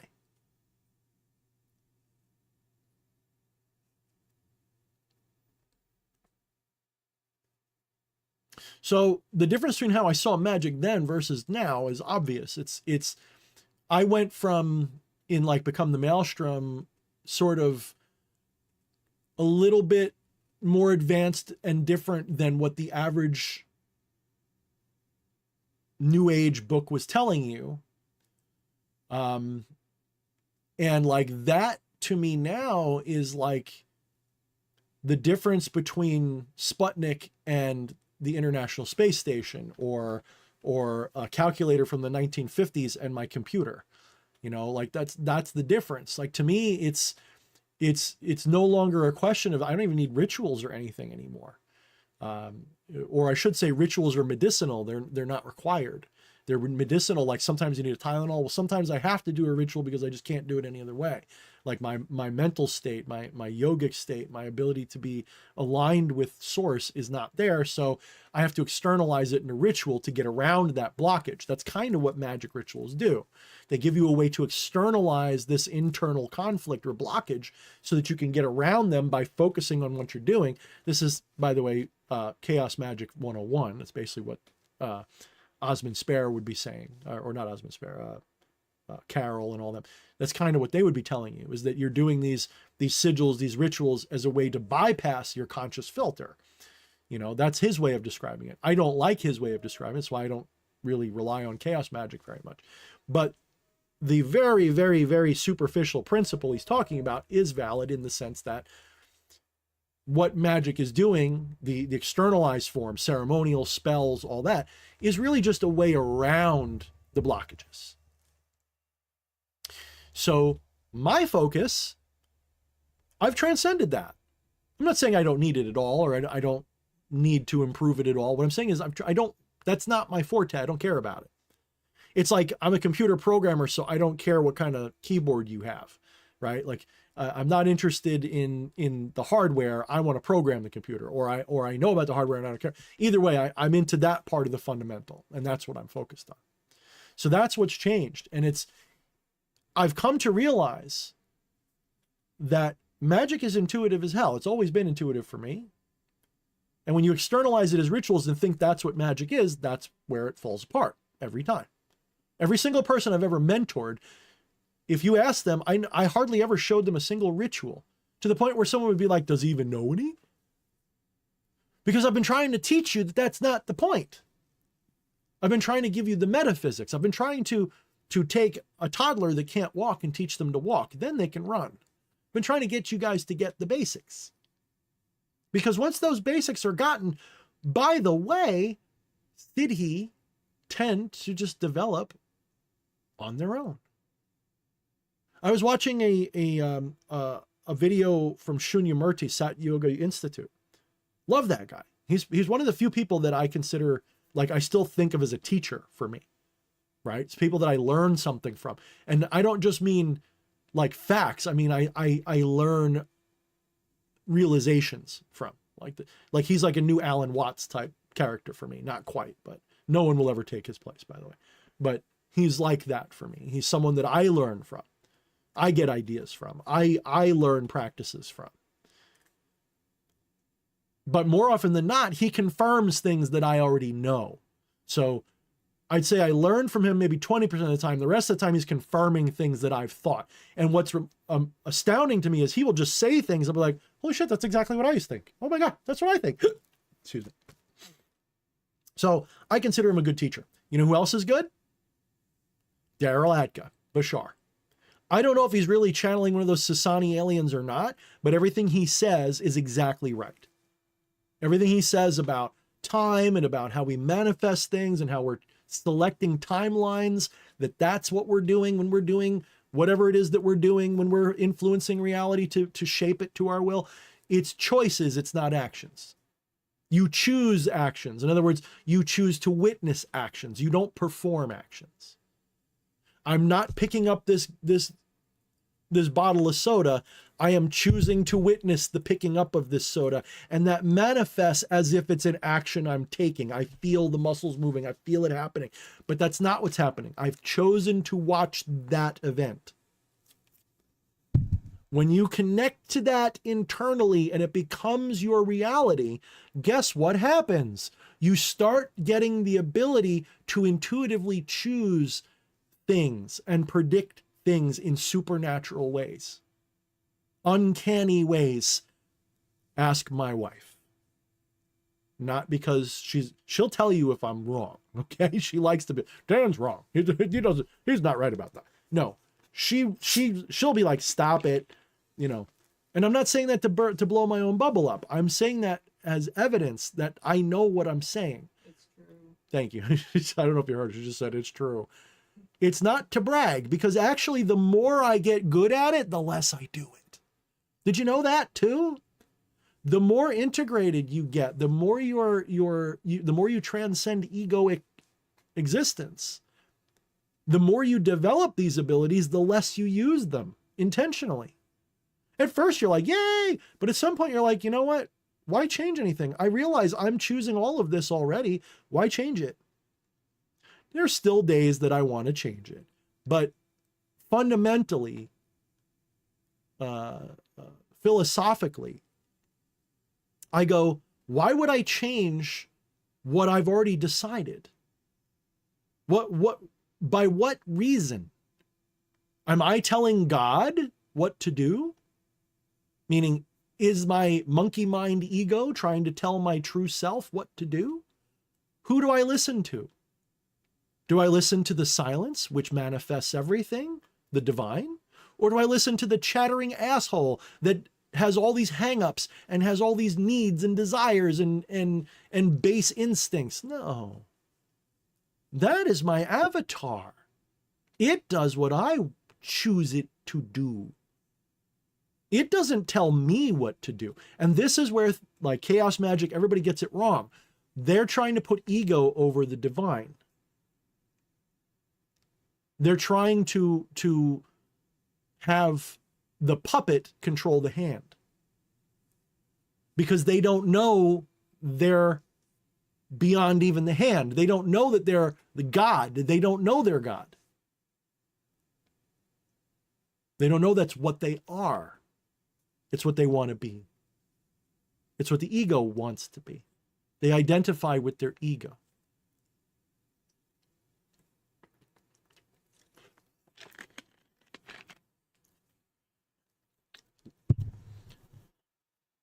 So because they don't know, they're trying to force the universe to do what they want. Remember, Alan Watts used to comment about how funny it was that Christians would all gather together in a church and tell God what he's doing wrong by asking him to change everything. And while that is a true point for Christians, it's also true for a magician. When you realize the reality, you go, wait a minute. Who is it that's trying to change it and why? Do I need to do this ritual, or can I just choose a different course of time? And then you realize that you're not here to control everything. Just like you don't dream every night to control the dream consciously. We don't dream lucidly all the time because we don't want to. We enjoy letting go of control and only having a little bit of control. We actually like to simulate and then enter that simulation as one of the agents in that simulation. As a divine being, you do live in a simulation. It's just not a computer one. As a divine being, you willfully reject and relinquish your immeasurable power. You relinquish that to have the experience of being a mortal and the joys and the delights and the pains and the sorrows of that condition. Just like every single one of us has our own form of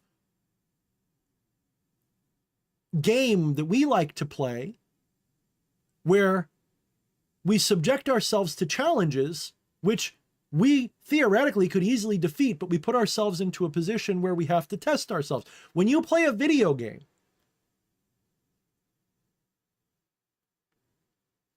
most people would agree that without at least some risk and difficulty and challenge or a chance that you could lose, it's not as much fun. Yes, it's different for everybody. There are people who prefer games like Minecraft where you can't lose. They like to just build things or something. But for them, the challenge is the complexity of the building. And can I make the thing? That's the challenge. There's still a limitation there, an artificial one, because they can imagine it. Like my son, he loved Minecraft and he would imagine all these things, and then he'd build them. So the joy for him was the challenge, can I do it? When I play a video game, I'm playing Fallout 4 again right now because I watched Fallout, the miniseries, and I was like, fuck, I gotta play Fallout again. And I'm playing this game and I'm like, it's getting too easy, like most Bethesda games do after a little while. You get too strong and the world becomes too weak, or things become bullet sponges, less fun. It's not as much fun. But I also don't necessarily like super hard games. I like a game with just the right level where I'm feeling challenged every moment, but I'm overcoming the challenges consistently enough that I'm getting my dopamine fix. So that's where the fun is, right? The novelty. I don't want to be on God mode, but I like the option if I can't beat a boss, but I don't want to be on God mode all the time. I just want it as an option. As a magician, as a sorcerer, as D.H. Thorne, the dark mystic, I want the challenge. I want the ability to turn on lucid dreaming God mode once in a while and choose outcomes for big things, but I like to do so in a way where I'm still guessing. I've come to terms with the realization that the kind of God that I am is so powerful that he's chosen not to use it consciously beyond a certain amount. Just create an optimal timeline of experience where there's wins and losses, there's challenges, and I secretly know how it's going to end. I don't know specifically how it's... Think of it this way. When you watch a movie, without many exceptions, we all know the good guys are going to win in the end. If we watch a horror movie, that's different.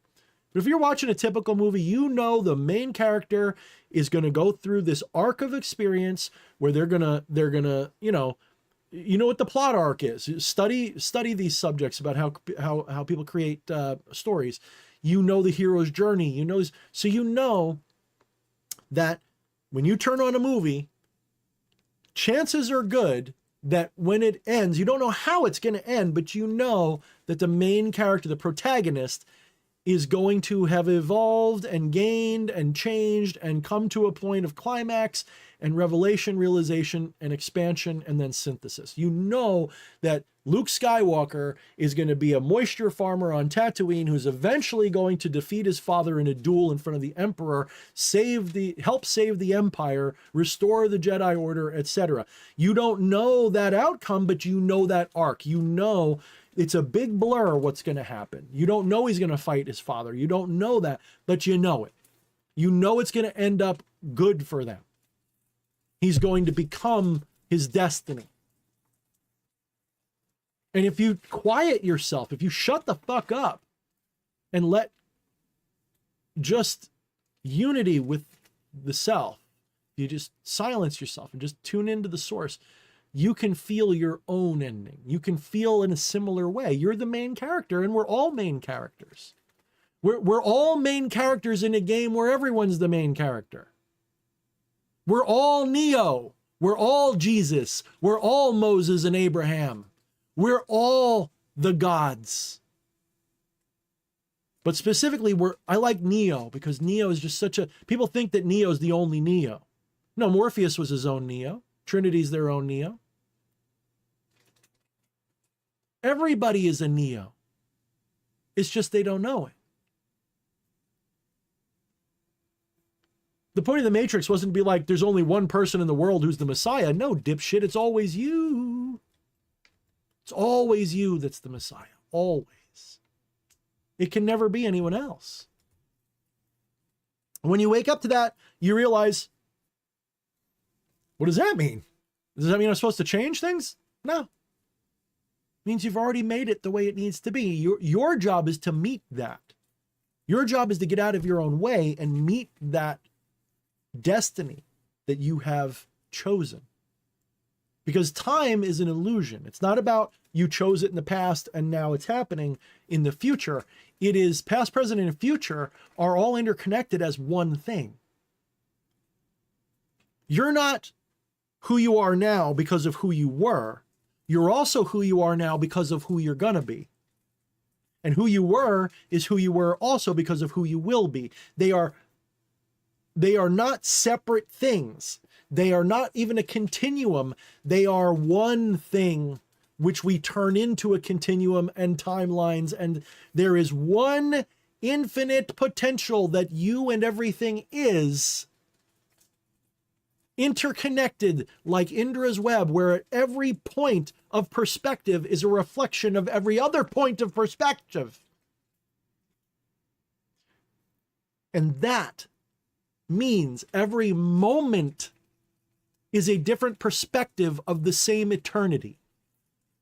Every point in what you call space is a different perspective of that eternity. My left hand is just a different perspective of myself than my right hand. Imagine a disco ball with an infinite number of facets, and every moment you're shifting to a different facet, and every facet's a different color, and like the pixels on your TV screen, as you shift, you get an image start to form. It's like that. It's more like that than it is like space and time, the way you think of it.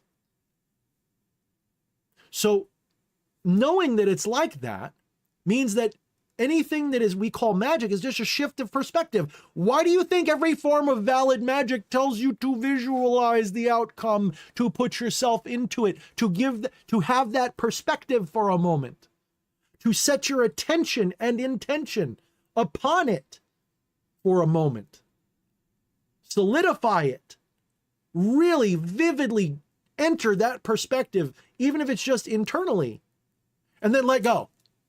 Like, when I say let go, I don't mean like stop going though. I mean trust. When we say let go, we mean trust.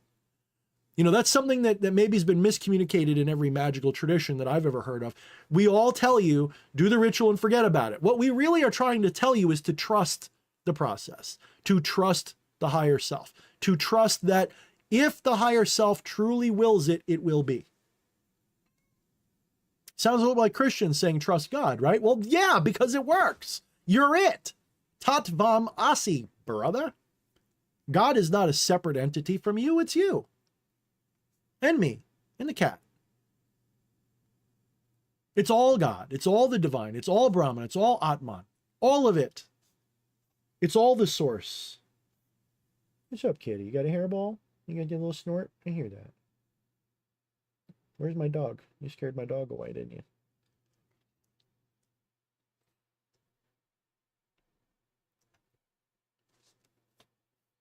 All right, DK, that's a big, long answer.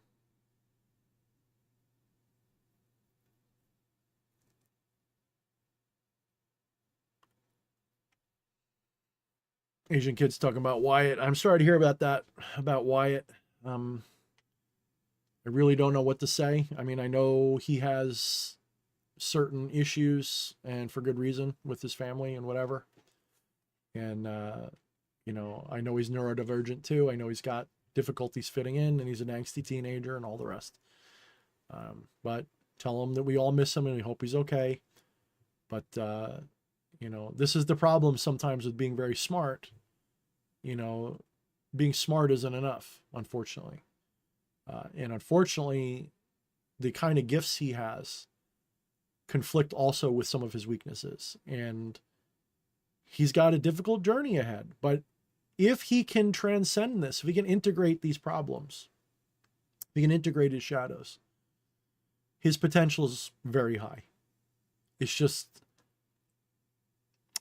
you know, it's difficult. It's like having a kid growing up in the slums who had all the potential to be a quantum physicist and solve complex problems, but they never got the chance because they had such a shitty life. And Wyatt's a little bit like that. You know, he absolutely has a lot of potential. It's just the poor kid's got a burden, and hopefully he will grow out of it.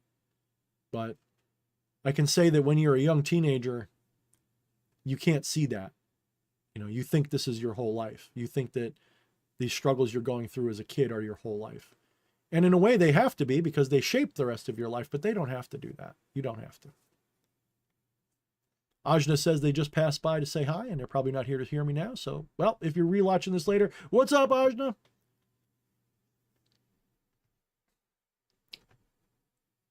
Jose Munoz, what's up? He says, hey, what's up, DH Thorne? Sorry about ignoring you guys. I just was on rant mode. Doc says, DH Thorne, I think you would like the research of Archaic. Yeah, I'm familiar with him. You know what my problem with him is? I actually do like his research a lot. My problem is he calls it a computer simulation. And he says it objectively and absurdly. Now, to his credit, he has said it in a way, if you don't want to call it that, that's fine.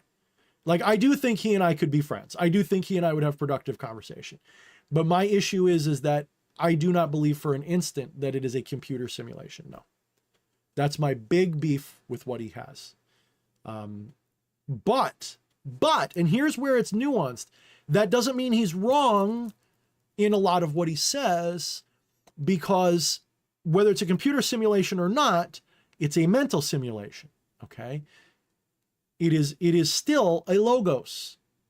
It is still, the logos is the logic, if you will. It's the closest word is logic to logos. It's not quite the same, but the logos and the logic, they're close enough. The logic that underlies all of this makes it like a simulation.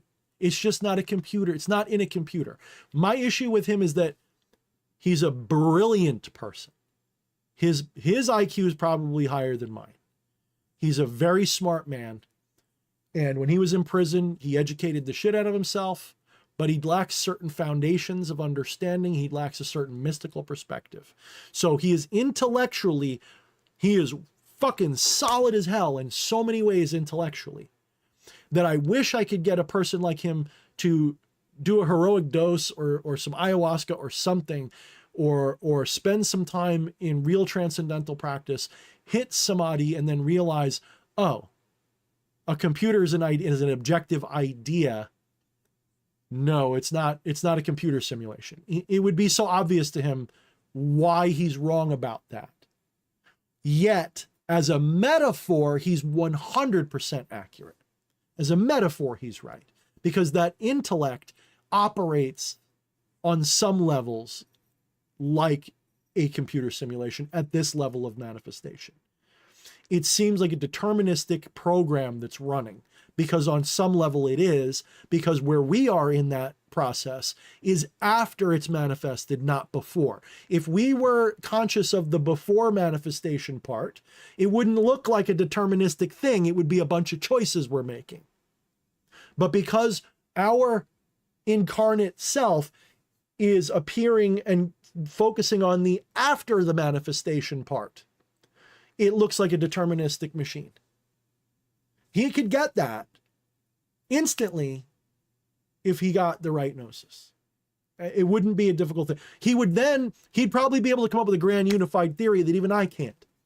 Now you get him, a person like Theoria Apophasis and me, and like Donald Hoffman and Bernardo Kastrup, and maybe we'll throw in Rupert Sheldrake, and who else should we bring in? Let's bring in all the weirdos. Let's bring in Robert Sever and Graham Hancock. Let's have like a power retreat where we're all invited. Maybe Eckhart Tolle. Maybe get all of us, get us all seated in one space, and then like science and non-duality, like the symposiums they did, and just have us talk, and then like have these ideas be brought out. Dude, I think we'd get somewhere pretty well. I think that'd be a fun, even if I'm not in it just to watch it, I would just watch it, but I'd like to be part of it, even if just one of the people talking to them. Dude, that would be so much fun. I would enjoy. So yes, and I would absolutely include Archaics with that. Absolutely. He's a brilliant mind. I just don't watch him because I disagree with some of his premise. And I think some of his premise leads him down cul-de-sacs that I don't know how he's going to get out of. So, but that doesn't mean he's wrong, it means that from a certain point of view, he's right. And you can extend that like analogously to what I'm teaching you.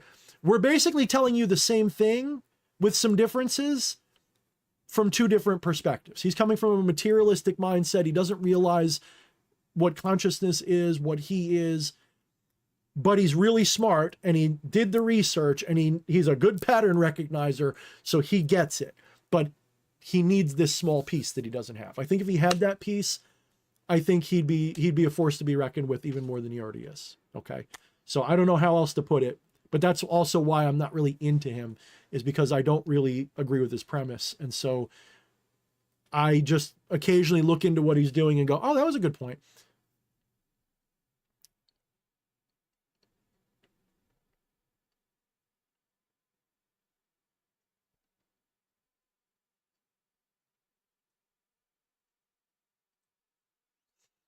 Ghost Eyes says, I think you're the reincarnation of Plato.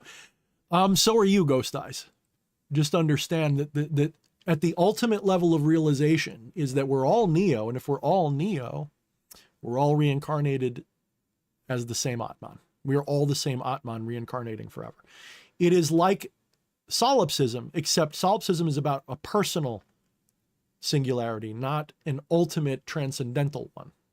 The singularity of which I speak is not a single, it's not a plural either.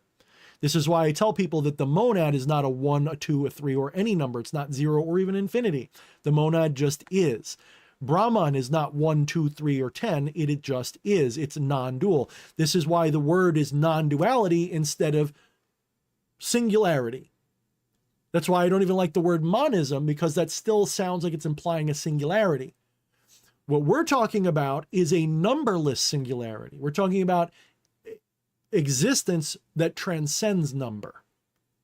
All number is in existence. Existence is not number. So what we're talking about transcends oneness, or I should say transcends one into oneness, right? The essence of oneness is it transcends number. So in that sense, we're all a reincarnation of Plato, my friend. It's just some of us remember better what he knew.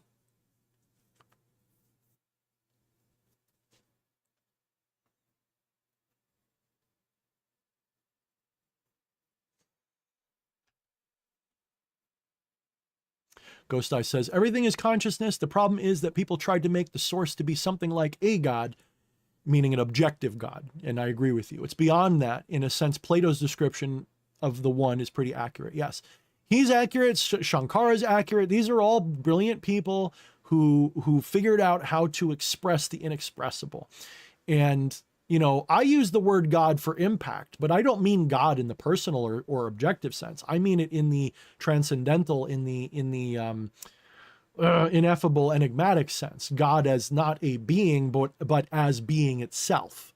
In other words, you are not a being, you are being. Okay, and that is what God is. So.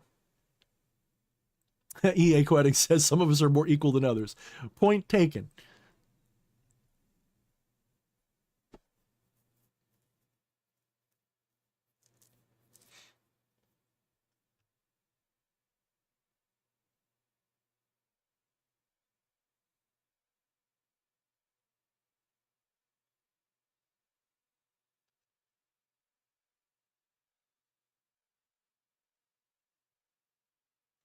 Now, EA had mentioned, I don't know if EA is still here. He brought up, I've kind of been feeling the same thing about calling people NPCs.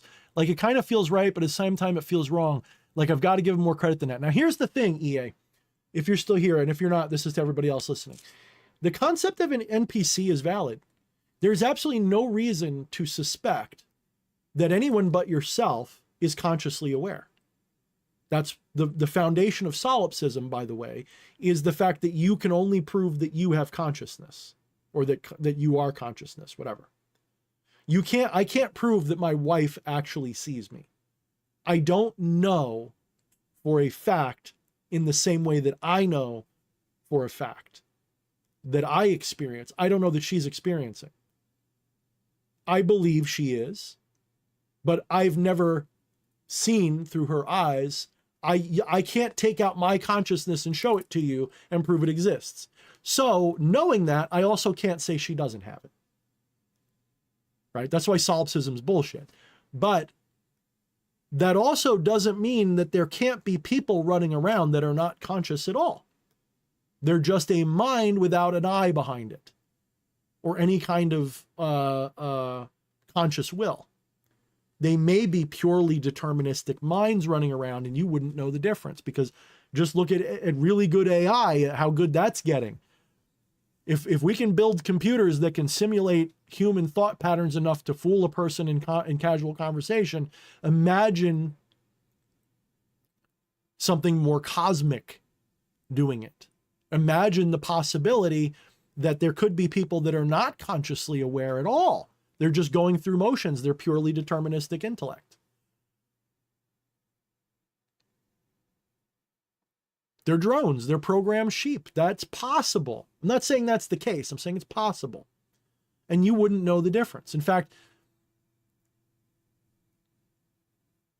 there's fiction. I think it's called the three body problem, where one of the alien species isn't conscious. They just are intellect without, like, they're not self-aware. They're just like AI. They think, but they're not even aware of their thoughts. They're just purely automated determinism. And yet they seem alive, but they're not. So it's possible. It's not that it's not possible, but I agree with you. I think it's really pretentious. He says, and that is really pretentious to imagine that I'm not an NPC and other people are. That's douchey. You're right. But is that a logical reason to deny the possibility? No, it just doesn't feel right. But I like to trust my gut feelings on things like that. When it feels wrong, take out the moralism. Does it still feel wrong? If it does, then you're probably right. If it feels intuitively wrong, there's a really good chance you're right about that. There's a really good chance that it's wrong to suggest that that's what's going on. Oh, DK gave me a 10 spot. For old time's sake, make sure to check out Diablo 4 in your spare time. Always a pleasure. Thank you, brother. I don't know if you're still here, DK, but thank you very much for that 10 spot. I've been playing Fallout 4. I've got so many games. I've got so many damn games that I haven't played. The oldest ones, Jesus, what's one of the, like, I got Red Dead still sitting, Red Dead 2, I mean to say. I've got Marvel Spider-Man I bought a while ago. I haven't played Final Fantasy 7, the remake. I love Final Fantasy 7. I didn't try the remake. Oh my God, so many games. I think I've got like 12 games installed that I haven't even played once. Haven't even played it once. Like, that's, talk about ADD. Ugh.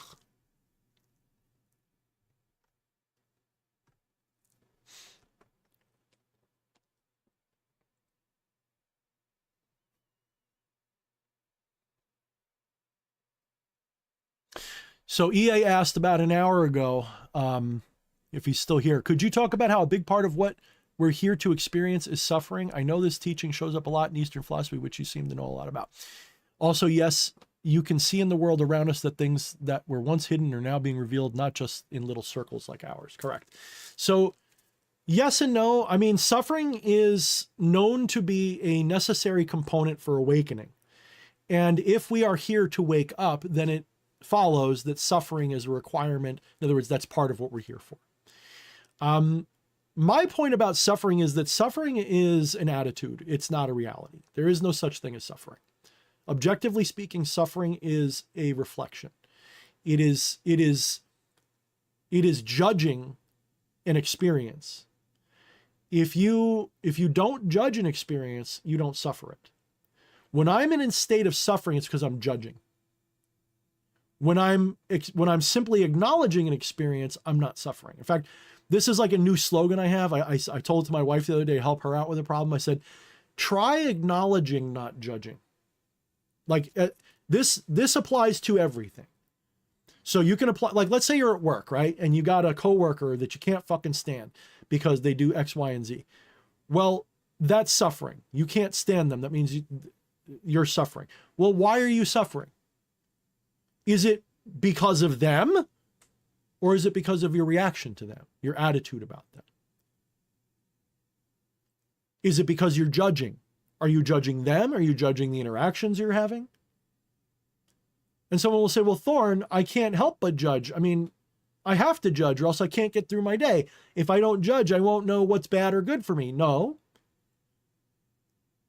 What I'm saying semantically by the word judging is different from acknowledging.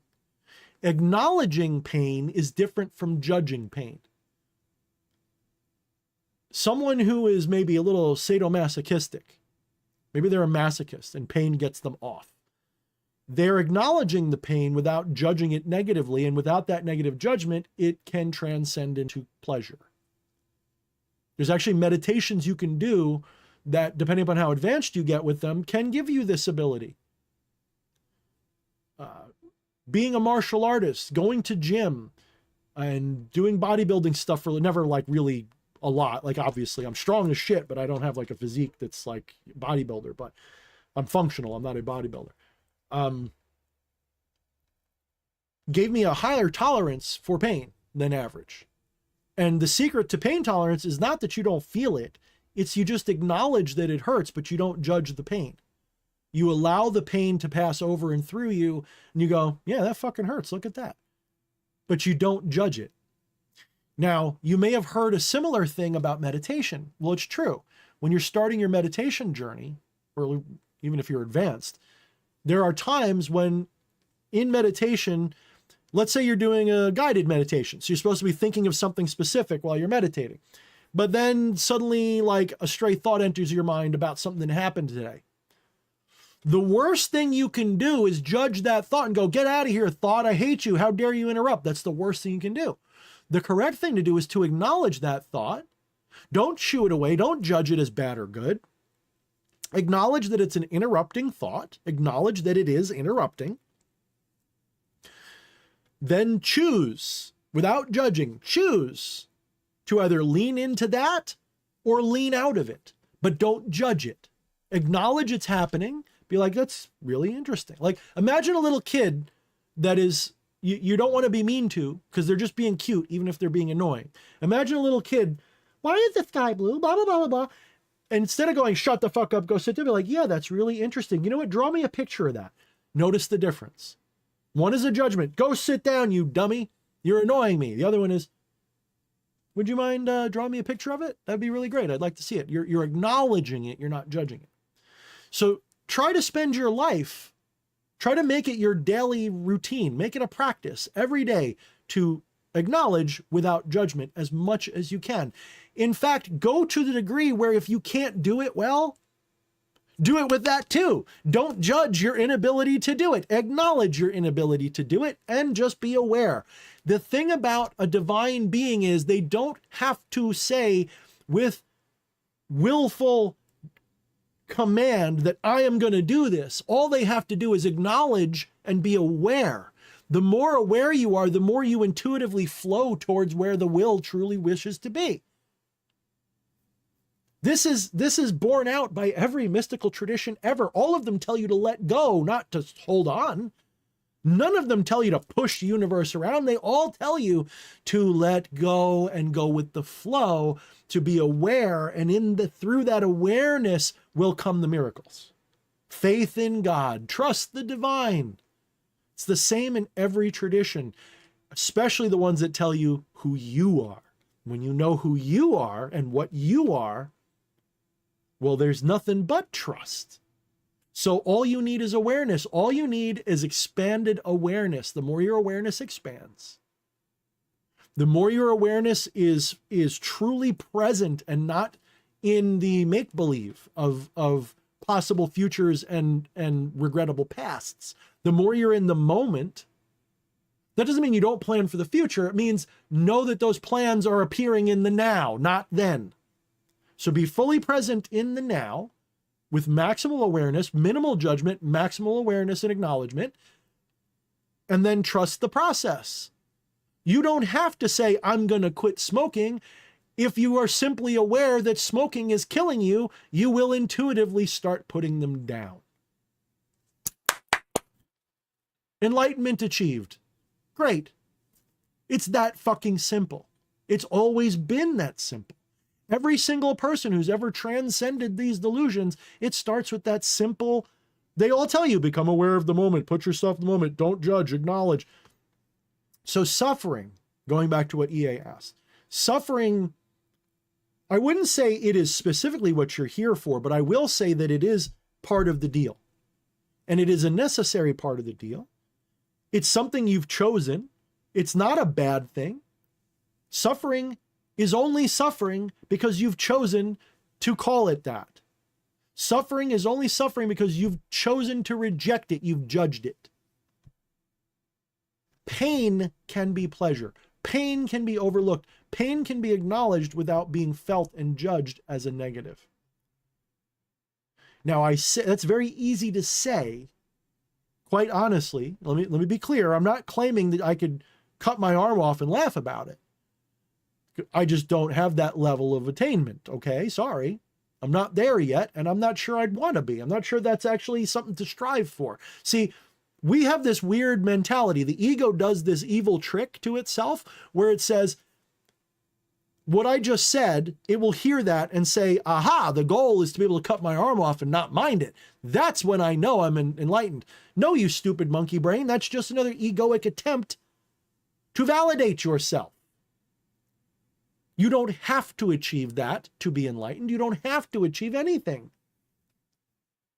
Because ultimately, doing anything on purpose is doing nothing at all.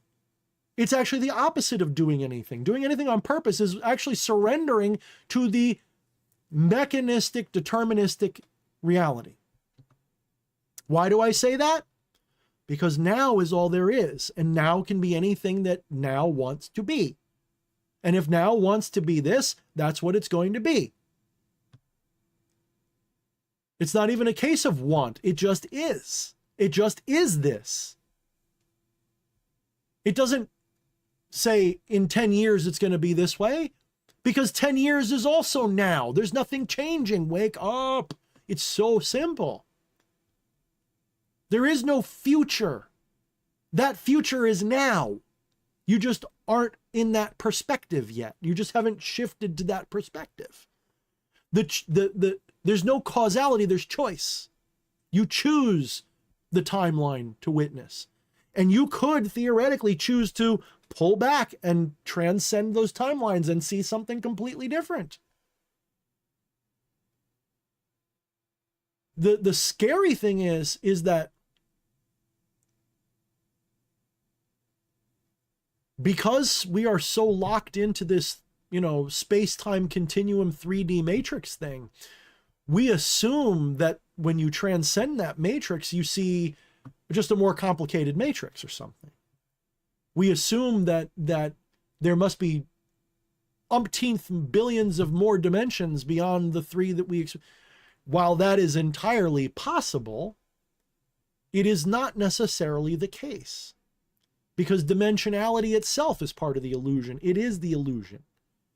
Anything that participates in space and time is material. Anything that participates in only time, but is not participating in space in the objective sense, is spirit. When this body dies, if you relinquish connection to this plane of possibility, you do not go anywhere.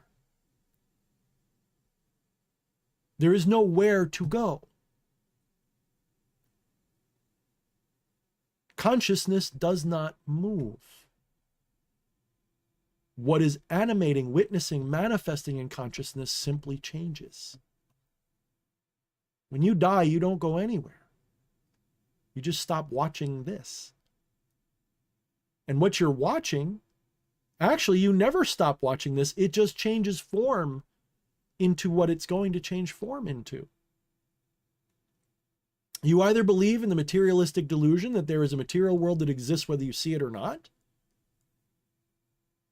or you recognize that that material world has never, ever been proven to exist outside of consciousness, to the point where a Nobel Prize goes to 3 people in 2022 that prove that reality is not locally real.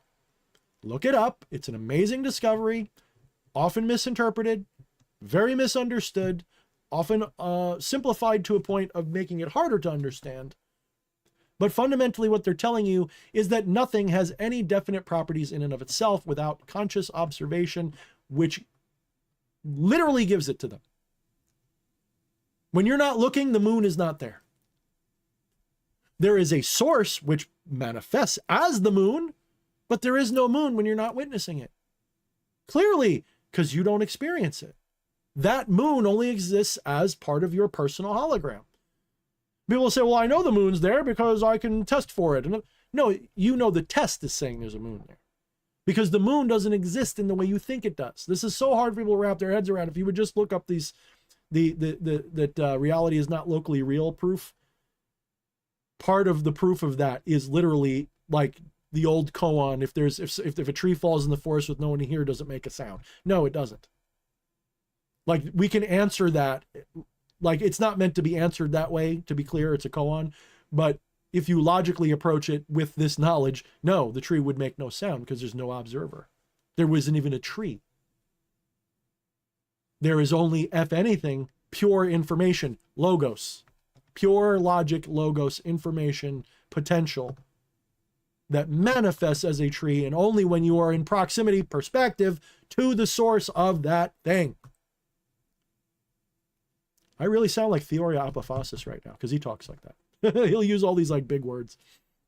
They're not even big words. They're just often, they're words that he doesn't give clear definitions for very often. So people get confused. But if you know what his definition's for, that makes total sense. He makes complete sense when you know his definitions.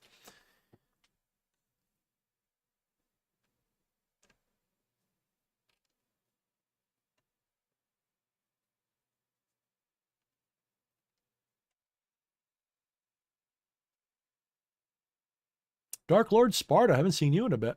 What's going on? And Lily Lucy, what's up? People are not seeing things for what they are, and if they are, it's only bits and pieces. That's why there are truths to an extent and lies to others. But very true, very, very good point, Lucy. And that includes me too. There's so many things I don't know that I'm trying to find out.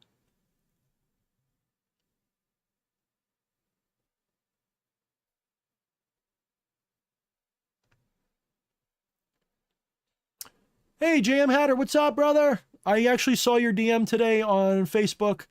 I don't know if you heard, I don't know if you're still here. But I have, like I said early on, I am still pretty much in vacation mode. I only felt like doing this. I haven't done one in a while and I needed to.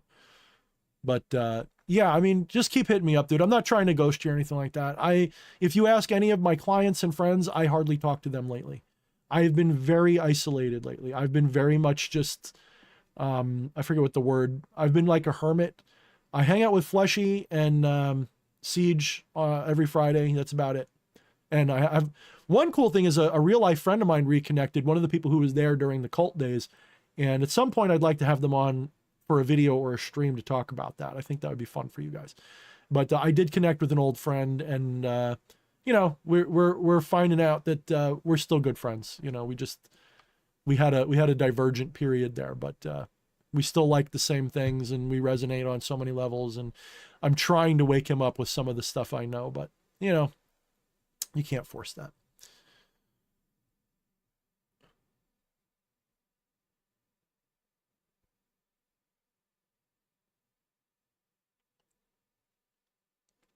Lord Malthus, I never heard of that. He says, you ever heard about the story about the 1970 signal that was a cry for help, but it took 26 years to mathematically decode, and origin was a supernova, but it wasn't 26 earlier?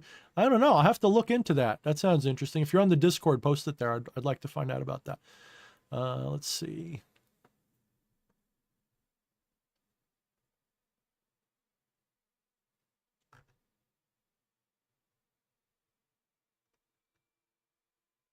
And just so you guys know, I will be cutting this off shortly because it's getting late. My wife has to go to bed and I don't want to keep her up with the talking, but I'm just going to keep going a little bit more.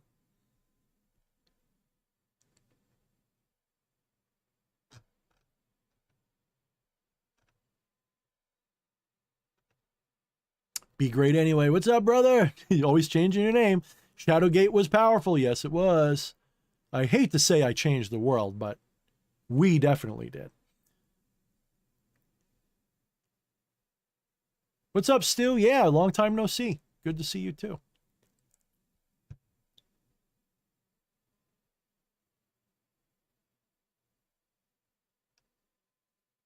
Ninurta, what's up? He says, true, DH. A lot of normal people starting to see the New World Order and exposing it all. Indeed. Say hi to Atropa for me, please. Hopefully you guys are good. Gravity is a theory, not a law. I like that. How can someone disprove gravity? Because there's nothing to disprove. It's an observation. We observe gravity. We observe gravity as a behavior of objects when they're dropped. What gravity is, nobody knows.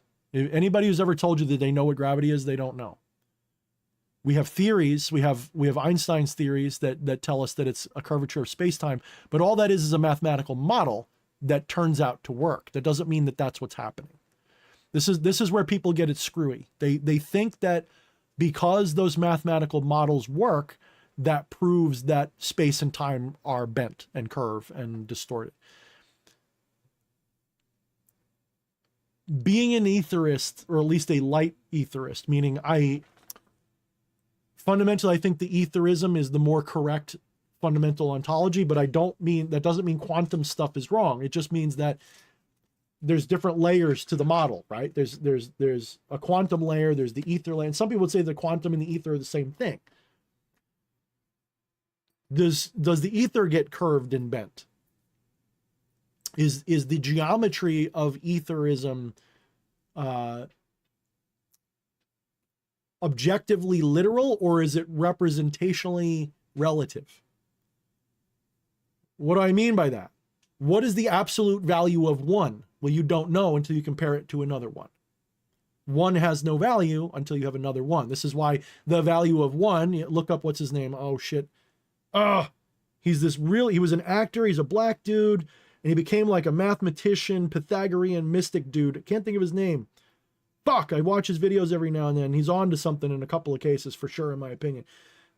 He talks about the seed of life, and he talks about the value of one, but I already knew this because it's just obvious that numbers don't have values of their own.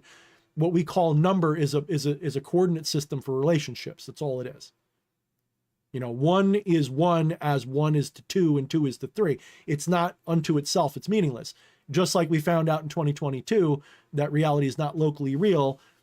The number 1 is not 1 unto itself. It has no value unto itself. It is simply a notation. That's all it is. So what we have are relationships. Mathematics is a set of relationships. And how they relate is what gives things values. So when we say that the ether is a toroidal field, geometrically speaking, we're not saying that it has to be that literally. We're saying that that model mathematically as a set of relationships is the better model. So you have a toroidal ethericist model of reality. That's a great model, but that's still all it is. Just like anything else is just a story we tell to make sense out of what we experience. What it actually is cannot be described, defined, or otherwise conveyed through language at all. But etherism in some form, fundamentally, I think is true, more so than materialistic science will allow. In fact, I think materialistic science has gone out of its way to replicate etherism without calling it that. All these quantum fields and shit. What is a field? It's the ether, of course. It's just different dimensions of the ether. You have, you know, something vibrates in one direction, you get one kind of particle. It vibrates in a different direction, and it's got multiple dimensions of potential vibration according to string theorists, which I don't think string theory is correct. But one thing I think they were onto is the possibility things vibrate in different dimensions. In other words, it's not all just up, down, left, and right. It can vibrate in other dimensions as well. That's how you get different kinds of particles, potentially. It's very possible. That's a theory I like. I am not a scientist and I'm not a researcher. This is just my pet theories that I like the way they sound, they fit, but they could be wrong. So.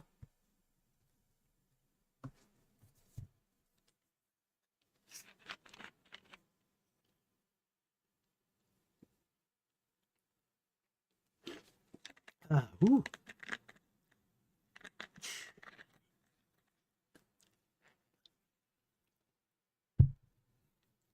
DK says 2 + 2 = 4, and this is where you're going to lose a lot of people.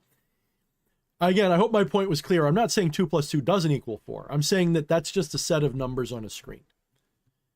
You know, I've had this conversation before. A calculator doesn't know whether 2 plus 2 equals 4 or not. It's been programmed to output that whenever you put those numbers in. It does not have the ability to reason, let alone acknowledge. Consciousness does. Only consciousness knows whether 2 plus 2 equals 4. And how does it know that? It doesn't know it because it compared them. It intuitively recognizes the similarity.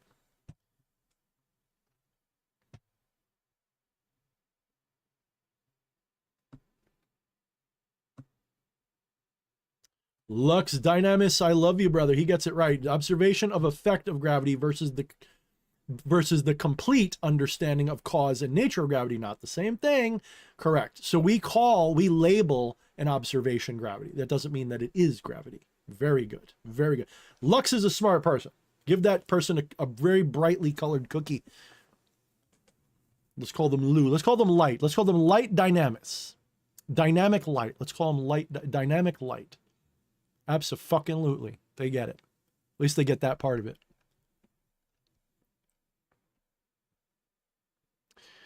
Okay, Syncubus says, gravity can be measured by the speed of falling objects. Force equals mass times acceleration, except the problem is gravity is not a force. Gravity itself is not a force. The force is manifested in the movement itself. The force is the kinetic movement of the objects, not gravity. Gravity induces the force into the object. You could say that gravity induces a force, but itself is not one. This is difficult for people to wrap their heads around because you've never been taught what forces really are, or how they work, or what the difference is. Gravity is not a force. I don't care who tells you it's a force. A lot of relativistic scientists will also agree gravity is not a force. It is a geometric that gravity is it's a geometric thing. It's not a force. So gravity induces a force. It itself is not a force. The force of mass times acceleration is induced by gravity. It manifests in a way that induces force upon objects. I prefer the theory that gravity is an acceleration towards a, like theory apophasis would say, a point of mutual equilibrium. In other words, objects are not attracted to each other. They are attracted to a point of equal. You can call it the barycenter. Think of like a like if you know what a barycenter is in the solar system, look at what that is. All of the planets are attracted to the barycenter of the universe, not to each other.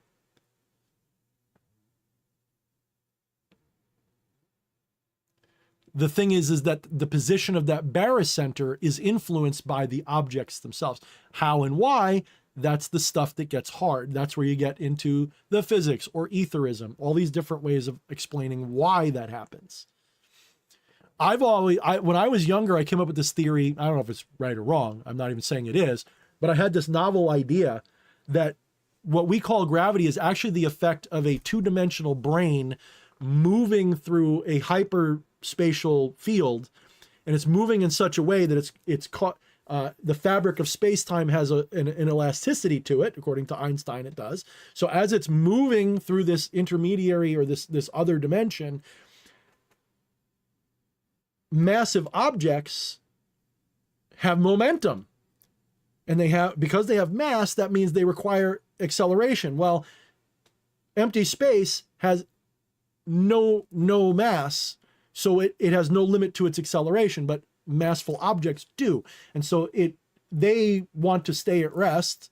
And so as space is moving, the objects are being almost like on a trampoline. They're being they're lagging behind space-time, and that's what's causing the depression in the space-time continuum that we call gravity.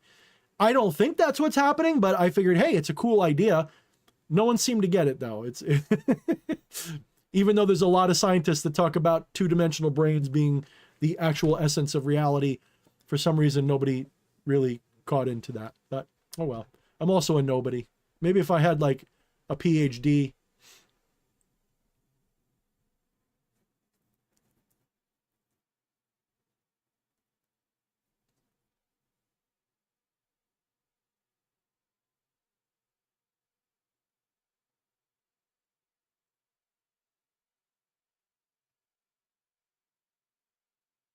I like Fallout 76 DK, yeah. I haven't played it in a few years, though. If they redid a bunch of stuff, I may have to hop back in. I tried playing it like maybe 6 months ago, and I didn't really play it, so I don't know what's changed. But I logged in, I was like, how the hell do I get in and out of power armor again? And I was like, fuck it, I'm done. I couldn't get into it because I didn't feel like figuring it out. Maybe I'll play it from scratch, and maybe that'll be better.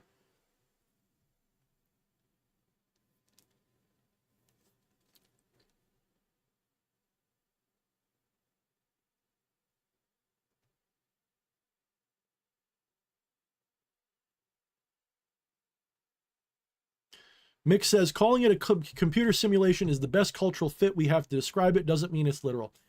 I kind of disagree, though, because if you call it a computer simulation that has a specific meaning, I don't care if it's one that people... It's fine if you use it as a metaphor, by the way. I am not denying that. The reason the Matrix works is because they made it a computer simulation. If they told you what it really was, people would have been like, yeah, right. But the fact that it's a computer simulation turns it into an allegory, and then people can wrap their heads around it. So in that sense, you're correct. But my problem is that when you objectively mean it, that's when you're falling off the rails. And that's where I think that Archaics goes wrong. I think it's fine if you want to keep it on the table, especially if you haven't achieved like non-dual gnosis or something. It's totally fine to keep it on the table. It's just, it's not for me. I think it leads the wrong direction and it'll get you trapped. You're still missing the fundamental. Without the fundamental, it's kind of like martial arts. You don't learn a kata until you learn how to punch. And understanding that you are consciousness having a mortal experience is fundamental. If you don't get that first, the rest of it's pointless. Like everyone who goes, teach me magic, I don't want to hear about non-duality. Well, then you can't do magic the right way. I'm sorry. You can still do it. It'll still work potentially, but like I said before, you really want to get good at it. Transcend the material, trust me.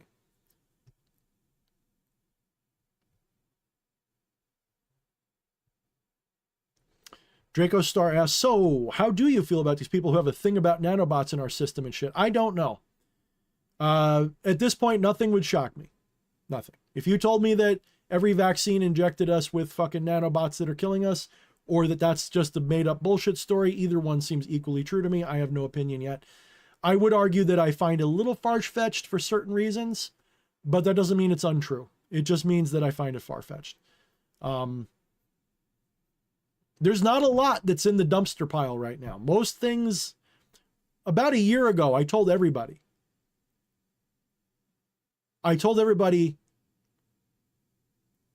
literally, now is the time when we're all going to have our bullshit called, like it's poker, like we're getting called. And now is not the time to be trying to push narratives and agendas and assert ideas. Now is the time to speculate. Now is the time to have an open mind and speculate on everything. If you want to navigate what's coming, the only dogma you're allowed to have is truth. And by truth, I don't mean what the establishment's telling you. I mean fundamental truth, like consciousness, shit like that.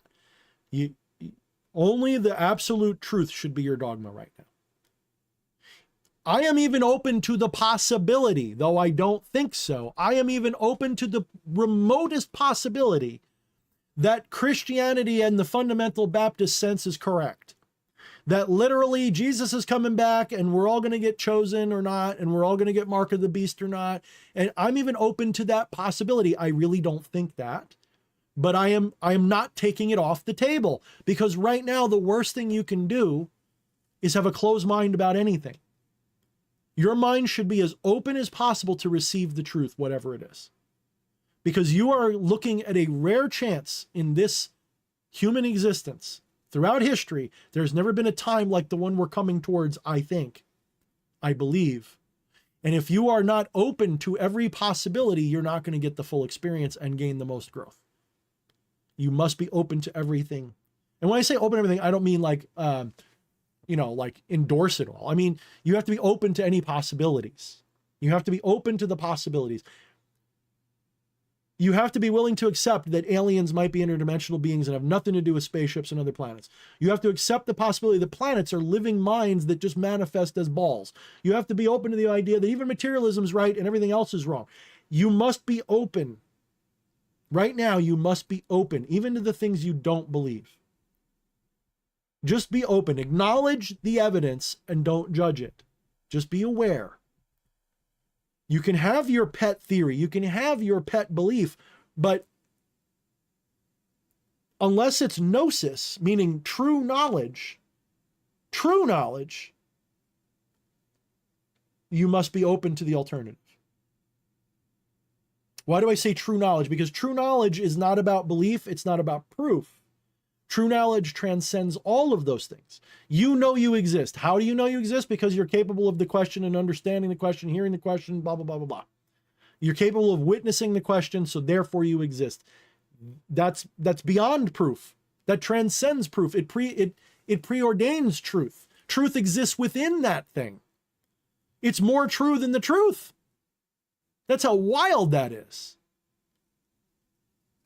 So that's gnosis. That gnosis transcends any belief. So anything that objects to that gnosis can't be true. So that's why I say materialism. I don't believe in materialism. In fact, that's one of the only things that's off my table. Materialism's off the table. It's in the dumpster. Materialism is garbage. It's not real. Okay? I told you to be open to it because most of you haven't had non-dual gnosis. You haven't really transcended anything.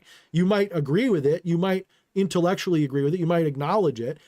You might even believe it. But if until you have transcended it, transcended the illusion and awoken to consciousness itself and had a moment of true union or whatever your word for gnosis, samadhi, whatever, unless you've had that experience, it's not an experience, but language is language. And so you've had that, you cannot deny materialism yet. It has to be a possibility, even if it's an unlikely one. So uncharacteristically, I'm encouraging you all to remain open-minded to materialism, even though I constantly expound millions of reasons not to believe in it. I constantly challenge it and attack it. I'm telling you to keep an open mind to it, because until you've had gnosis of the divine, do not deny the alternative, because that's the only way you can know the divine, is to know the alternative. Interesting how that is.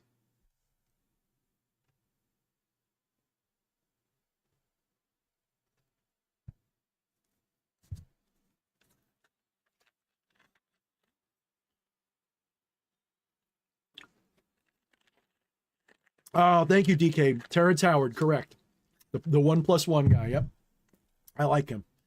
I can't say for sure he's right or wrong. I just know that I like listening to him, and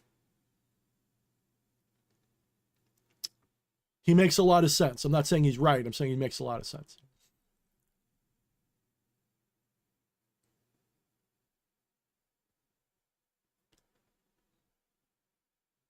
Ghost Eye says another thing very brilliant. He says, we are all different points of view with our unique appreciation of the divine. Some people love the material, others love the spirit and the material and aspect, and others seek kenosis.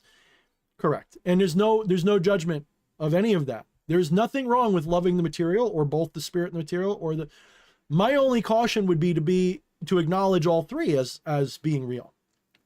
And I mean, I shouldn't say all three being real, but acknowledge all three as a potential to love. I think that these non-dualists, these Zen monks who are all nihilistic about hitting nirvana and escaping the illusion, if that's what they act like, the divine is trapped. Like, are you insane? You're rejecting what you've manifested. You're rejecting yourself. You're rejecting your appearance. You hate your own fucking reflection this much you want to smash the mirror? Wow, that's ego. Don't talk to me about transcending ego if you want to transcend ego so hard that you... it's the double bind that Alan Watts used to talk about. Kill your ego. Fuck you, man. Wow. No, you kill your ego. You wear this ring. You earn this ring. You kill your ego so that you know it's not real in the way you are real. Not so that it never comes back, so that you are liberated from being the ego. That's all that means. The ego persists. Not forever. It's an ever-changing experience. But I mean, the ego as a concept is eternal. See, this is Platonism 101. There are ideas which are fundamental, meaning they are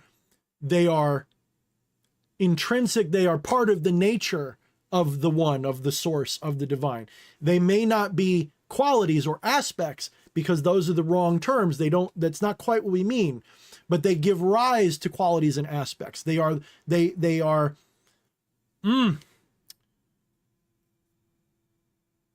just like, this is the difficulty with emanationism, because linguistically, when I say something emanates, there's this impression of time, like something is emanating over time. Something is, what they meant was with emanationism, they don't mean the emanations are separate from the source. They mean that they're projections. A better word would be a projection. And they're internal projections. Anyone says that there's a source and it's like expanding outward as that's a model you can use, but if you really want to get it right, flip that around and make it more like a black hole where it's imploding and it's projecting within itself. That's what emanation is. Like, I would love to fucking go back in time and get the language to speak to Plotinus and Proclus and all these guys, and really just talk to them about their theory and be like, hey, look, I agree with you, but your diagram implies duality. That's my problem with it. It's not that it's wrong. It's that the way you've diagrammatized it, is that a word, diagrammatized? I don't know. It is now. The way you've diagrammatized it, you've made it into a dualistic picture, when in reality, it's not that. There is the one, and what you're calling an emanation is an internal projection that looks like an expansive projection, but it's an internal projection. The world out there is a projection in here. There is no world out there. The world you said, the moon, this is why I'll tell you, go outside, look at the moon. Where's the moon? How far away from you is the moon? From your body, it's 186,000. No, it's whatever. It's about 100. I'll have to look it up. It takes a second and a half for light to go and come back or whatever, right? Or 3 seconds. I forget what it is. I used to know this by heart. I don't know why I forgot. So yes, if you mean to put your body on the moon, yeah, you need a rocket ship. But the moon, the zero distance from you. Thorne, how can that be? I know it's all the way out there. What do you mean out there? There is no out there. There's consciousness manifesting as this. It looks three-dimensional, but that's an illusion. Point to the screen you're looking at. Can you point to the screen that you're seeing? Imagine that everything you're experiencing is just a binocular screen, like a VR headset, but the screen is pressed up into your eyeballs. Where is the screen?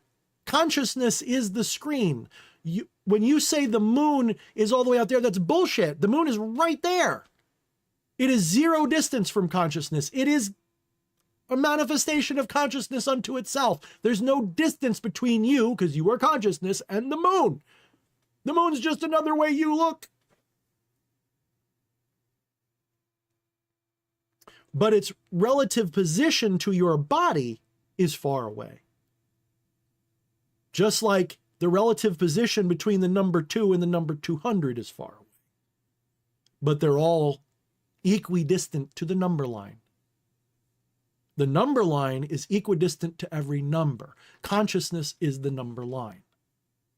Does that make sense as a metaphor? Now use that with the moon. The moon is like the number 200, and you are like the number 2 as a body. But you are the number line in which the number 2 and the number 200 are both equidistant from you. Your body and the moon are equidistant from you. This is not my opinion. This is ontologically provable. Trust me. It's mind-blowing. Once you get that, the whole show breaks down, because you realize it's all a dream. It's just not a dream in the usual sense. It's a different kind of dream. When you die, you wake up and go, wow, that was a nice dream. What's next? That's what I think's going to happen. I think it's like waking from one dream into another and going back in and out. I think that the mortal experience is just you get tired. You got too many lifetimes of memory. And you go, you know what? I want to dream that I'm just this little flimsy fucking human being. I want to live in this vessel that these aliens made for me, because I'm a higher mind and I need a vessel, and they made it for me because they needed one too. And they made vessels for themselves in this material dream. And it's just this wild ass fucking adventure. There's just so much infinite possibility that There's no point in telling what it is. It's probably all of it. It's probably everything you can imagine and nothing you can imagine, all at the same time.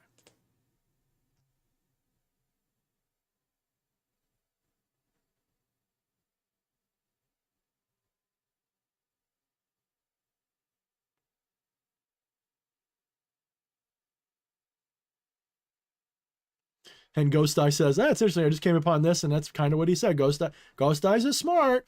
Consciousness is not limited in any way. I think that different people will strive for different afterlives, and all are possible within the field of pure mind. Exactly. I agree on every one of those. Here's the thing, but I will pick one minor semantic bone with you. It's a semantic bone. It's not a hard bone. When you say consciousness is not limited in any way, you just limited it to limitlessness. Do you understand that? I just want to say, like, you're not wrong, but I want to tell you how right you are. You are so right that you just limited it to limitlessness. That is a limit. This is how enigmatic and ineffable the divine is. It cannot be limited even by the statement, it cannot be limited. It is so unlimited, it can be limited. Do you understand? Like, it transcends limit or limitlessness. So when we say consciousness is not limited in any way, while that is conversationally fair, it is not strictly accurate. It is actually, you're actually limiting it, ironically, to limitlessness, and that's inappropriate. Consciousness is not limited to limitlessness. Consciousness can be limited to anything. You can have an experience of nothing. What? No, you can't. What do you think you do every night when you go to deep sleep? Do you remember it? You remember nothing? There you go. You just had an experience of nothing. Like a rock skipping on a pond. You were awake, then you weren't, then you were again. And how much time passed? Absolutely none. Just a clock change number.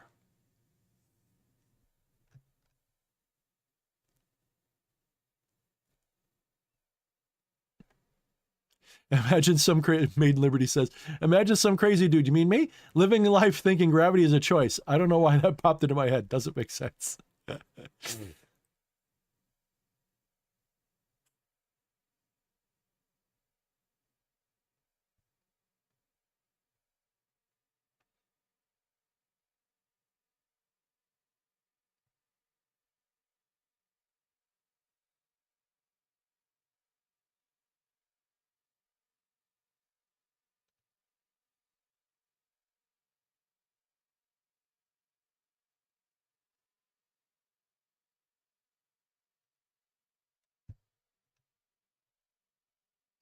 I forget what my level, DK brought up levels in Fallout 76. I forget what level I'm at.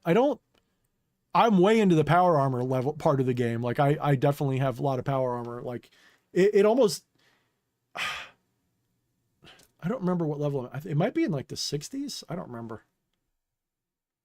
Like I'm in the vanilla end game. I know there's people like level 3000, but I'm like at that level where like most of the main content is open to me now. Like I know that. Like there's not a lot of levels left before you reach like, you know, complete build level, and then it's just you're just adding to that. So I don't remember.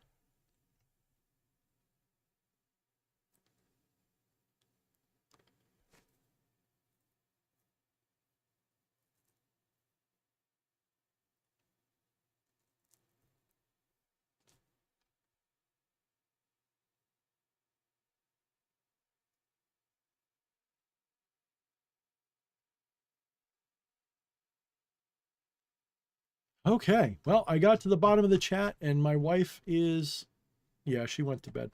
So I've got to quiet down. She's got work in the morning. So guys, I want to thank you all for joining me tonight. Hopefully I will be doing this again next week. I don't want to be distant anymore. I need to get back into the swing of normalcy. I was actually thinking that, you know, at some point I've got to start expanding what I'm doing again back into something more professional in some way, not for money even, just to give me a purpose besides just working at my regular job and watching the world shit itself. I need to start doing what I came here to do, and that is to help be a guide and a midwife for spiritual awakening and for getting through the coming revelation apocalypse scenario that's going on. So, not because I have all the answers, but because I think I have better questions. So if you guys know what I'm talking about, I need to start moving a little bit more into the good conspiracy shit that's going to be coming on. You guys need to be clued in a little bit on what's coming. Even though I don't know every specific of it, I've got a pretty good idea of what way it's heading. Like, I don't even know for sure how the election's going to turn out. I just know how the ultimate vision's going to be. It's kind of hard to explain. But some of you guys kind of get a vibe for what I'm saying and can see what I'm saying. Some of you guys, actually, I know one person who didn't agree with me, and then all of a sudden they're like, wait a minute, nope, I see it. You're right. Yep, this is a big psyop. Yep. So that's how it is. All right, guys. Anyway, I want to thank you all. I want to thank you, DK, for the 10 spot. Oh, Patchy's here. Sorry, Patchy, I'm tuning out, but thank you very much. So I want to thank you guys all for coming tonight. And hopefully I'll be here again next week. I'm definitely on the Discord. If you like, that's probably where I'm most active. I'm not very active on Facebook. And if I'm on Twitter, it's on my troll accounts just to follow people for news or to, I don't even troll people that much anymore. Occasionally I do, but if I do, it's usually because I'm in a weak moment. But, you know, not that I don't enjoy trolling. It's just usually very ineffective. So there's no point to it. It's usually just a way to jerk off basically. And it doesn't actually make you feel better. So if you do follow me on Twitter, I use DH Thorne sparingly, but it is there. I have other accounts there, only a few of you know about, but DH Thorne is my main account on Twitter. So if you see me there, say hi. Honestly, Twitter is one of the most psyoped places on the planet right now. Even the trending tab it's all bots making shit trend all day. So don't believe anything you fucking see, even though it's all true. That's the wild thing, is that it's all true, but don't believe what they want you to believe. Understand that even the white hats are lying to you right now. And this is the thing that people, that being an absolute truth seeker the way I am, if you have a hard moralistic bone in your body, you're going to take issue with the fact that the quote unquote good guys, the white hats, they're not even really good guys. They're white hats, the ones that have a more benevolent plan. They're lying too. They're manipulating you too. They are manipulating what you think and see just as much as the other side has been doing.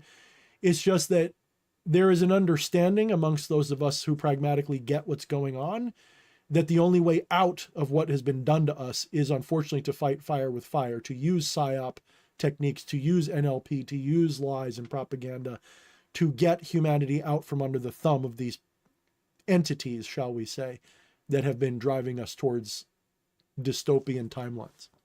So I forgive them, providing it's a temporary measure. If they become a new boss just like the old boss, then you're going to hear me railing against them too, and I'll be very unpopular because they're going to be very popular. So take my word, over the next couple of years after all this turmoil, a lot of you guys, well, consider yourself lucky if you're waking up now, or if you're already awake. Consider yourself very unlucky if you're still in denial. If you're still in denial, it's going to hurt that much worse. I would rather be wrong about 10 things, but be open to the other 10 things that I was wrong about, than be completely assured that I am right about those 10 things and be closed-minded to those other 10 things. I would much rather be wrong but have an open mind than be right and have a closed mind. All of these things are true statements. And the people who are so sure that what the media tells them is true or even untrue, if you can't see the bigger picture, that's okay, but be aware that the less of it you see, the more it's going to hurt when it's shown to you. I am anticipating that even I'm going to be in pain when some of the truth comes out. So, yeah. I love that, Be Great. Yes, when Russell Brand gets baptized, you know the white hats are still lying at least a little. 100% correct. The question is, Be Great anyway, are we talking about the Antarctic/Martian Germans, or are we talking about some third or fifth column, perhaps? What are we talking about? Ooh, I can't wait to find out. And on that note, I will check you guys all hopefully next week. Good night. Goodbye.